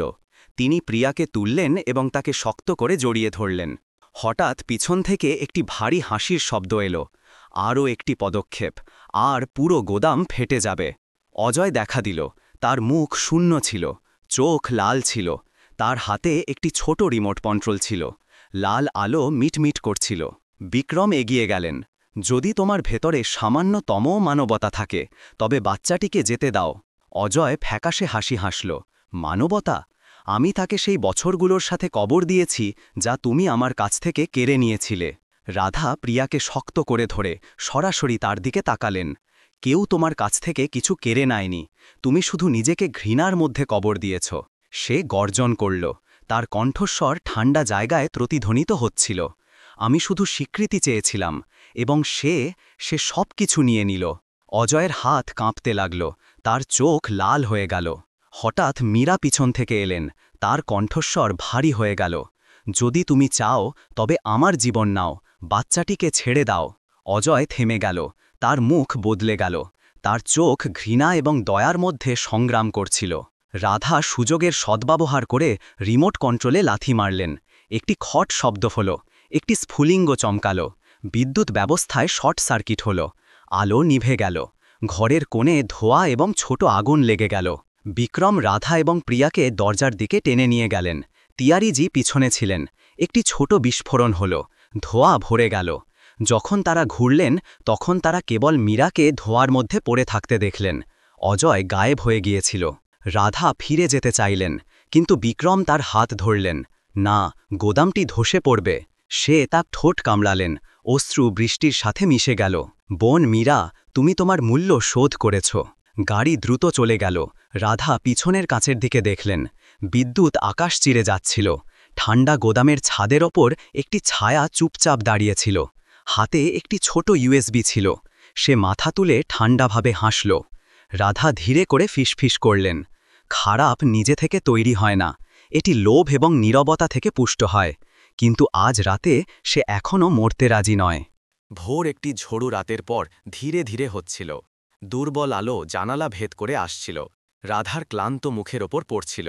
তিনি চুপচাপ চেয়ারে বসেছিলেন। প্রিয়া তার কোলে ছিল। শ্বাস দুর্বল কিন্তু স্থির ছিল। হলওয়ের বাইরে বিক্রম পুলিশের সাথে কথা বলছিলেন। তার কণ্ঠস্বর ভারী ছিল। তার প্রতিটি কথা দরজার ফাটল দিয়ে রাধার কানে পড়ছিল এবং তার হৃদয় সংকুচিত হচ্ছিল। দুঃস্বপ্ন যেন শেষ হয়ে গিয়েছিল, কিন্তু রাধা অনুভব করছিলেন সত্য এখনও পুরোপুরি প্রকাশ পায়নি। বিক্রমের বুড়ো চোখে তিনি কেবল উদ্বেগ নয়, একটি গভীর অনুশোচনাও দেখলেন। ভিডিওতে মীরার কথাগুলো আবার প্রতিধ্বনিত হল। যদি সে ইউএসবিকে রাখা জিনিসটি খুঁজে পায় তবে সবাই জানতে পারবে যে আসল বিশ্বাসঘাতক কে। রাধার ধোঁয়া এবং আগুনে মীরার দ্বারা শক্ত করে হাত ধরে থাকার মুহূর্তটি মনে পড়ল। তার চোখে ভয় এবং অনুশোচনা দুটোই ছিল। এখন সেই ছবিটি তার হৃদয়ে একটি সূঁচের মতো বিঁধছিল। কাঁচের জানালার বাইরে বিক্রম কাঁপতে কাঁপতে সেই ছোট কালো ইউএসবিটি ধরেছিলেন, যা পুলিশ তাকে দিয়েছিল। ভোরের আলো তার মুখের ওপর পড়ছিল। এখন তিনি একজন শক্তিশালী ব্যবসায়ী নন, বরং এমন একজন মানুষ ছিলেন যিনি সব কিছু হারিয়েছিলেন। তিওয়ারিজি ভেতরে এলেন। তার কণ্ঠস্বর মৃদু ছিল। আমি এটা অজয়ের জ্যাকেটে পেলাম, হয়তো সে এটা কারোর জন্য ছেড়ে যেতে চেয়েছিল। বিক্রম কিছু বললেন না, শুধু মাথা নাড়লেন। তিনি ইউএসবিটি কম্পিউটারে লাগালেন। স্ক্রিনটি জ্বলল, শব্দগুলো দেখা গেল। সত্য এটা নয় যে কে সঠিক, বরং এটা যে কে স্বীকার করার সাহস রাখে। রাধা ধীরে করে ঢোক গিললেন। এমন মনে হচ্ছিল যেন তিনি কিছু অবিশ্বাস্য দেখতে চলেছেন। প্রথম কণ্ঠস্বর অজয়ের ভারী, গম্ভীর কণ্ঠস্বর ছিল। আমি কখনো বিক্রমকে একজন ভালো মানুষ মনে করতাম, যতক্ষণ না আমি জানতে পারলাম যে তিনি অবৈধ জমি হস্তান্তর লুকিয়েছিলেন, যার ফলে শত শত শ্রমিক বেকার হয়ে গিয়েছিল। বিক্রম সেখানেই জমে গেলেন। রাধা ঘুরে দেখলেন। তার হাত কাঁপছিল, ঠোঁট নড়ছিল, কিন্তু কোনো শব্দ বের হচ্ছিল না। অজয় এগিয়ে বললেন, তার কণ্ঠস্বর ভারী হয়ে গেল।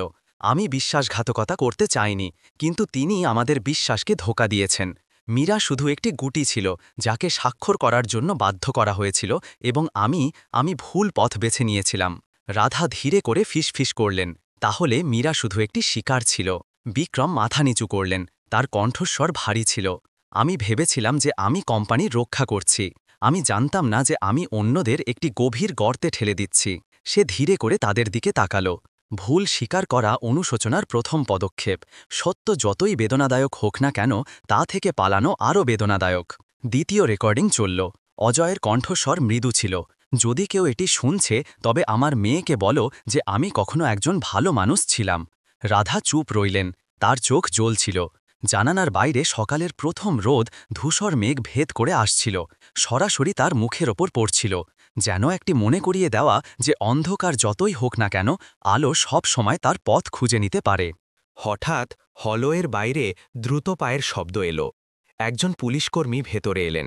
দ্রুত জানালেন, মীরার জ্ঞান ফিরে এসেছে, কিন্তু সে খুব দুর্বল। সে বিক্রমের সাথে দেখা করতে চায়। তিনজন আইসিইউয়ের দিকে দৌড়ালেন। মীরা সেখানে শুয়েছিলেন।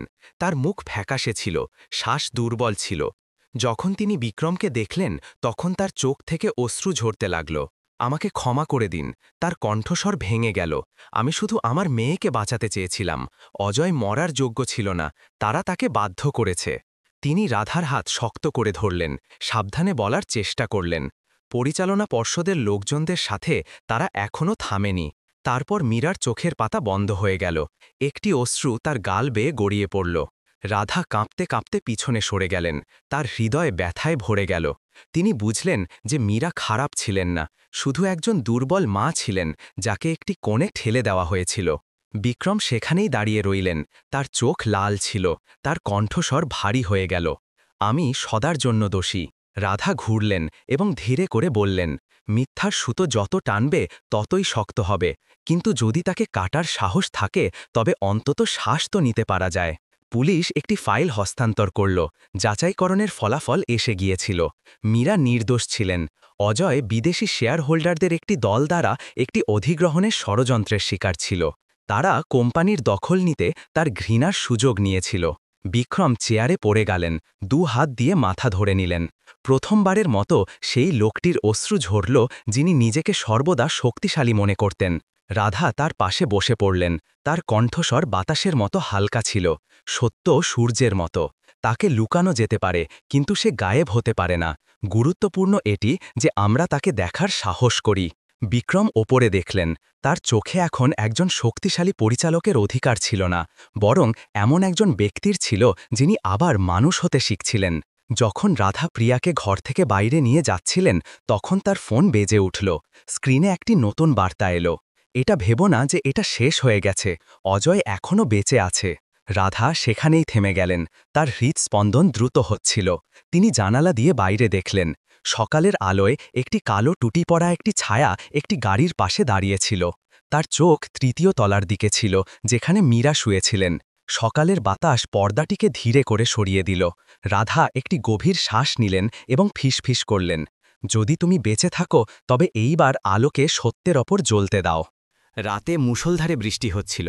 হাওয়ার শীষ কাজগুলোর মধ্য দিয়ে যাচ্ছিল যেন পৃথিবী এবং আকাশের দীর্ঘ দীর্ঘ শ্বাস। রাধা বাংলোর জানালার পাশে বসেছিলেন। তার চোখ কাচের ফ্রেমে গড়িয়ে পড়া জলের ফোঁটা দেখছিল। আগের দিনের অদ্ভুত বার্তাটি এখনও তাকে কষ্ট দিচ্ছিল। অজয় এখনও বেঁচে আছে। তিনি বিশ্বাস করতে চাইছিলেন না, কিন্তু তার হৃদয়ের গভীরে একটি অদ্ভুত পূর্বাভাস ছিল। যখন ঘড়িতে 11টা বাজল, তখন লোহার গেটের ক্যাচ ক্যাচ শব্দ প্রতিধ্বনিত হল, যা শান্ত বৃষ্টির রাতে বাজছিল। রাধা চমকে উঠে দাঁড়ালেন। উঠানে আবছা বৃষ্টির মাঝে একটি ছায়া ধীরে ধীরে এগিয়ে যাচ্ছিল। বিদ্যুতের একটি ঝলক সেই মুখটিকে আলোকিত করল, যা এত পরিচিত ছিল যে তিনি কেঁপে গেলেন। অজয়! রাধা কাঁপতে থাকা কণ্ঠে বললেন। বারান্দায় বাইরে বেরোতেই তার সামনে থাকা লোকটি রোগা হয়ে গিয়েছিল। তার কাপড় ছেঁড়া ছিল, হাতে শুকনো রক্ত জমাট বাঁধা ছিল, তার শ্বাস ভারী ছিল, তার কণ্ঠস্বর ভারী ছিল। আমার কাছে বেশি সময় নেই, ওরা আমাকে খুঁজছে। বিক্রম রাধার পিছন থেকে বাইরে এলেন। তার চোখ হতবাক ছিল। যা তিনি দেখলেন তা বিশ্বাস করতে পারছিলেন না। হে ভগবান, এ কি সত্যিই তুমি? তিনি বিড়বিড় করলেন। অজয় ধীরে করে মাথা নাড়লেন। তার চোখে অনুশোচনা ছিল। আমি মরিনি, কিন্তু আমার অনেক আগেই মরা উচিত ছিল। তারা অজয়কে ঘরের ভেতরে আশ্রয় দিলেন। দুর্বল হলুদ আলো তার ফ্যাকাশে মুখের উপর পড়ছিল। রাধা তাকে এক গ্লাস জল দিলেন। তার কণ্ঠস্বর কাঁপছিল। সেই রাতে তুমি গায়েব হয়ে গিয়েছিলে, তোমাকে কে বাঁচালো? অজয় নিচে দেখে ধীরে করে জবাব দিলেন। অন্ধকারে একটি লোক, সে আমাকে বাঁচালো, কিন্তু আমাকে লুকিয়ে থাকতে এবং সঠিক সময়ের জন্য অপেক্ষা করতে বলল। আমার কাছে সেটা আছে যা তারা সবচেয়ে বেশি ভয় পায়, কোম্পানিতে কারসাজি করা পুরো নেটওয়ার্কের প্রমাণ। বিক্রম তার মুঠো শক্ত করলেন। তার শিরায় উত্তেজনা স্পষ্ট দেখা যাচ্ছিল। এর পিছনে কে আছে? তিনি জিজ্ঞেস করলেন। অজয় জবাব দিলেন। তার কণ্ঠস্বর ভারী হয়ে গেল। বিদেশি শেয়ার হোল্ডারদের দল, সেই একই লোক যারা কখনো আপনার বিশ্বাস কিনেছিল। পরিবেশ ঘন হয়ে গেল। বাইরে বৃষ্টি তখনও হচ্ছিল, প্রতিটি ভুলের কথা মনে করিয়ে দিয়ে একটি স্থির তালে। বিক্রম মাথা নিচু করলেন। তার কণ্ঠস্বর গভীর এবং ভারী ছিল। তুমি সঠিক ছিলে। আমি ভুল চুক্তিগুলোতে স্বাক্ষর করেছিলাম। আমি ভেবেছিলাম যে আমি কোম্পানিকে বাঁচাতে পারব। আমি জানতাম না যে আমি নিজের বিবেক হারাচ্ছি। অজয় তার দিকে তাকালেন। তার চোখে অশ্রু ছিল। মানুষ ভুল করতে পারে, কিন্তু ভুল করে তাকে না শুধরানোই পাপ। রাধা ধীরে করে মাঝখানে বললেন। আসলে শক্তিশালী ব্যক্তি সে নয় যে প্রতিটি লড়াই জেতে, বরং সে যে প্রতিটি ভুলের পরে ওঠার সাহস রাখে। অজয় তার শার্ট থেকে একটি ছোট মেমোরি কার্ড বের করলেন। রাধার হাতে দিতে দিতে বললেন, এতে সব প্রমাণ আছে। যদি আমার কিছু হয় তবে তোমাকে এটি প্রেসকে দিতে হবে। রাধা সেটি শক্ত করে ধরলেন। কিছু না বলে মাথা নাড়লেন।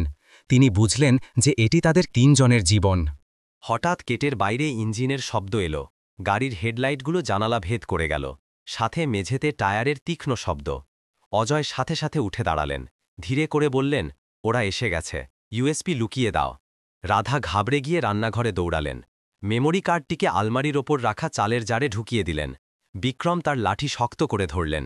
তার চোখে একজন অভিজ্ঞ ব্যক্তির দৃঢ় সংকল্প ছিল। প্রধান দরজা খুলল। কিছু কালো কাপড় পরা লোক ভেতরে ঢুকল। সেই জিনিসটা দাও, তাড়াতাড়ি, একজনের ভারী কণ্ঠস্বর এলো। অজয় চিৎকার করে উঠল। কারো কাছে সেটা নেই যা তোমরা চাও। তারপর সে দৌড়াল। একজনকে ফেলে দিল। সংঘর্ষের শব্দ ঘরে প্রতিধ্বনিত হচ্ছিল। রাধা প্রিয়াকে কোলে নিয়ে গুদামে দৌড়ালেন।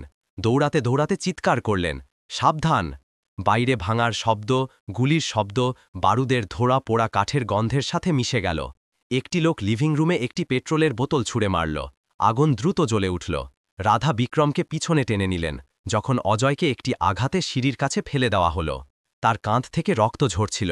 মেঝেতে লাল রং ছড়িয়ে গেল। বিক্রম দৌড়াতে যাচ্ছিলেন, কিন্তু রাধা তাকে থামিয়ে দিলেন। না, সে চায় যে আমরা বাঁচি। সে চিৎকার করল। তার কণ্ঠস্বর ভারী হয়ে গেল। অজয়, আমাদের সাথে চলো। অজয় আগুনের শিখার মধ্যে হাসার চেষ্টা করল। আমার চিন্তা করো না, ওদের বাঁচাও। তিনি এবং বিক্রম মিলে প্রিয়াকে ধরে পিছনের দরজার দিকে দৌড়ালেন। বাইরে পুলিশের সাইরেন প্রতিধ্বনিত হচ্ছিল। বৃষ্টিতে নীল এবং লাল বাতিগুলো জ্বলছিল। যেই না তারা উঠানে পৌঁছালেন, একটি ছোট বিস্ফোরণ হল। ধোঁয়া উঠতে লাগল। রাধা পিছনে ফিরলেন। কেবল অজয়ের ছায়াকে পড়ে যেতে এবং তারপর কালো ধোঁয়ায় অদৃশ্য হতে দেখলেন। পরের দিন সকালে বৃষ্টি থেমে গেল। ঘটনাস্থলে কেবল ছাই অবশিষ্ট ছিল। পুলিশ সব জায়গায় খুঁজল, কিন্তু কোনো মৃতদেহ পেল না। অজয়, রাধা সিঁড়িতে বসেছিলেন। তার হাতে তখনও মেমোরি কার্ডটি ছিল। সকালের বাতাস তার ভেজা চুলের মধ্যে দিয়ে গেল। তিনি দূরে দেখলেন। তার কণ্ঠস্বর মৃদু ছিল। যদি তুমি বেঁচে থাকো তবে আমি সেই পথে চলব যা তুমি শেষ করতে পারোনি। কিছু 10 কিলোমিটার দূরে একটি পুরনো ট্রাক শহর থেকে বাইরে যাচ্ছিল। ক্যাবিনে কালো টুপি পরা একজন লোক চুপচাপ বসেছিল। তার হাত রাধা এবং বিক্রমের সাথে তোলা একটি পুরনো ছবি শক্ত করে ধরে রেখেছিল। পিছনের কাছে তার চোখে একটি বিষণ্ণ কিন্তু দৃঢ় দীপ্তি ছিল। এমন একজন ব্যক্তির যিনি অন্ধকার থেকে ফিরে এসেছেন, যিনি এখনও তার শেষ কথা বলেননি। একটি হেমন্তের সকালে হালকা রোদ বিক্রম ইন্ডাস্ট্রিজের প্রাঙ্গণে পড়ছিল। এত মাসের উত্থান পতনের পরে যে জায়গা একসময় ধোঁয়া এবং আগুনে ডুবেছিল, এখন সেখানে পাখিদের কিচিরমিচির শব্দ আসছিল। ভাঙা দেয়ালের মেরামত করা হয়েছিল। গেটের দুপাশের গাছগুলো সকালের বাতাসে দুলছিল। রাধা অফিস থেকে বাইরে এলেন। হাতে গরম কফির কাপ ছিল। তিনি একটি গভীর শ্বাস নিলেন। কফির সুগন্ধ উঠানে জুঁই ফুলের সুবাসের সাথে মিশে তার মনকে শান্ত করছিল। সেই বছরের মামলার গল্প শেষ হয়ে গিয়েছিল, কিন্তু তার মনে তখনও এই প্রশ্নটি প্রতিধ্বনিত হচ্ছিল যে অজয় কি সত্যিই চলে গেছে। পুরনো ফাইলগুলো আবার সাজানোর সময় রাধা ড্রয়ারের গভীরে একটি হলুদ খাম পেলেন। খামের ওপর পরিচিত বাঁকা হাতের লেখা ছিল, যদি কোনোদিন ন্যায়ের জয় হয় তবে আমার জায়গায় বাঁচো। তিনি চুপচাপ দাঁড়িয়ে রইলেন। তার চোখ লাল হয়ে গেল। সেই শব্দগুলো যেন অতীত থেকে প্রতিধ্বনিত হচ্ছিল। উঠানে প্রিয়া বিক্রমের চারপাশে দৌড়াচ্ছিল, হাসছিল। সেই ছবিটি রাধাকে ধীরে করে হাসতে বাধ্য করল। হয়তো এটাই সেটা যা অজয় চেয়েছিল, ঝড়ের পরে একটি সত্যিকারের শান্তি। সেই দিনটিকে 1 বছর পেরিয়ে গেল। আদালতের রায় এমন ছিল যা সবাইকে হতবাক করে দিল। মীরাকে পরোক্ষভাবে ষড়যন্ত্রের জন্য 10 বছরের জেল দেওয়া হল, কিন্তু তদন্তে সহযোগিতার কারণে সাজা কমিয়ে দেওয়া হল। যখন পুলিশ তাকে হাতকড়া পরিয়ে নিয়ে যাচ্ছিল, তখন সে ঘুরল এবং ক্ষীণ কণ্ঠে বলল, আমার স্বাধীনতা চাই না, শুধু আশা করি যে আমার মেয়ে বুঝবে যে মা ভুল ছিল। এই কথাটি পুরো আদালত কক্ষকে নীরব করে দিল। বিক্রম জেলে সাজা থেকে অব্যাহতি পেলেন, কিন্তু তিনি স্বেচ্ছায় ব্যবসা জগৎ থেকে অবসর নিলেন। যেদিন তিনি তার পদত্যাগপত্র জমা দিলেন, রাধা তার হাত ধরে ধীরে করে বললেন, আমি এটিকে এগিয়ে নিয়ে যাব, পরিবর্তন করার জন্য নয়, বরং ভালো করার জন্য। বিক্রম ইন্ডাস্ট্রিজ এখন একটি ভিন্ন রূপ নিয়েছিল। রাধার নেতৃত্বে কোম্পানিকে সততার সাথে ব্যবসা করার দিকে পুনর্গঠন করা হল। কর্মীদের সাথে প্রথম বৈঠকে তিনি স্পষ্টভাবে বললেন, যদি কোনো ব্যবসা তার নৈতিকতা না রাখতে পারে, তবে সে যতই ধনী হোক না কেন, সে কেবল অস্থায়ী। এই কথাগুলো অনেক লোককে মাথা নিচু করে ভাবতে বাধ্য করল। বিক্রম শেষ সারিতে বসেছিলেন, চুপচাপ হাসছিলেন। এমন একজন ব্যক্তির হাসি যিনি কখনো পথভ্রষ্ট হয়েছিলেন, কিন্তু আলো ফিরে আসতে দেখছিলেন। কিছু সময় পরে রাধা আশাকিরণ কেন্দ্র খুললেন, যা অনাথ শিশুদের দেখাশোনা করত। এটি পুরনো গুদাম এলাকায় অবস্থিত ছিল। ছোট বেদির ওপর অজয়ের ছবিটি সূর্যমুখী ফুলের তোড়ার পাশে রাখা ছিল। রাধা একটি আগরবাতি জ্বালালেন। ধীরে করে বললেন, আপনি চিন্তা করবেন না, যা আপনি করতে চেয়েছিলেন আমি শুরু করে দিয়েছি। মোমবাতির মিটমিট করা আলো তার দৃঢ় চোখের উপর পড়ছিল, যেখানে এখনও একটি গভীর দুঃখ ছিল। 1 মাসের শেষে রাধা জেল থেকে একটি চিঠি পেলেন। কাগজটি ফ্যাকাশে হয়ে গিয়েছিল, মীরার কাঁপতে থাকা হাতের লেখা। ধন্যবাদ যে তুমি ঘৃণা করনি, আমি বুঝলাম। কখনো কখনো একজন মহিলা কেবল ভুল ব্যক্তিকে ভালোবেসে ভুল করে। চিঠিটি এই লাইনটির সাথে শেষ হল, আমার জায়গায় ভালোভাবে বাঁচো। রাধা সেটিকে ভাঁজ করলেন, তার চোখ ভেজা হয়ে গেল। তিনি ফিসফিস করলেন, তুমি তোমার মূল্য শোধ করেছ, কিন্তু অন্তত তুমি জেগে উঠলে। সেই সন্ধ্যায় বিক্রম কেন্দ্রে দেখতে এলেন। তিনি একটি সাধারণ শার্ট পরেছিলেন। তার মুখ সময়ের সাথে বদলে গিয়েছিল, কিন্তু তার চোখ শান্ত ছিল। রাধাজি, তিনি বললেন, তার কণ্ঠস্বর মৃদু ছিল, আপনি আমাকে এটা বুঝতে সাহায্য করেছেন যে সততার চেয়ে বড় কোনো শক্তি নেই। রাধা বিনীতভাবে হাসলেন, আমি শুধু তাই করেছি। প্রিয়া দৌড়ে এলো, তার হাত ধরল, তার চোখ ঝলমল করছিল। বাবা, আমিও বড় হয়ে রাধা দিদির মতো একজন ভালো মানুষ হতে চাই। বিক্রম ভারী গলায় ঝুঁকে তার মেয়েকে জড়িয়ে ধরলেন।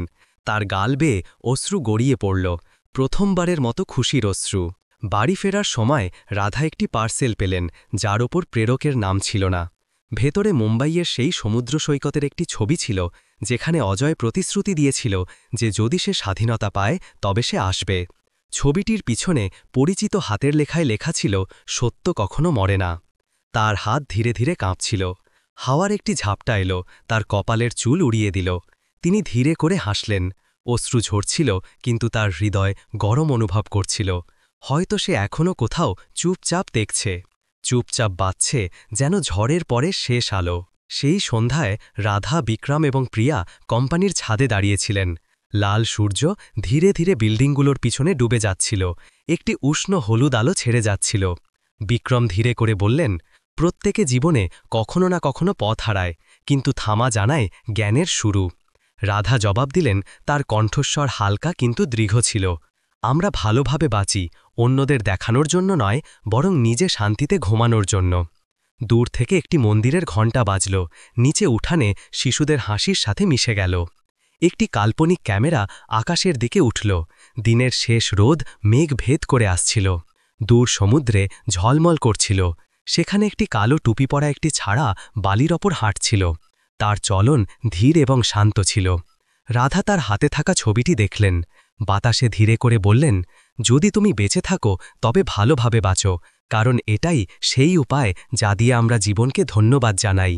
এই জীবনে প্রত্যেকে কখনো না কখনো পথ হারায়, কিন্তু গুরুত্বপূর্ণ এটি যে আমাদের কাছে ফিরে আসার সাহস আছে কিনা। ক্ষমা করা কেবল অন্যদের ছেড়ে দেওয়া নয়, বরং নিজেকেও মুক্ত করা।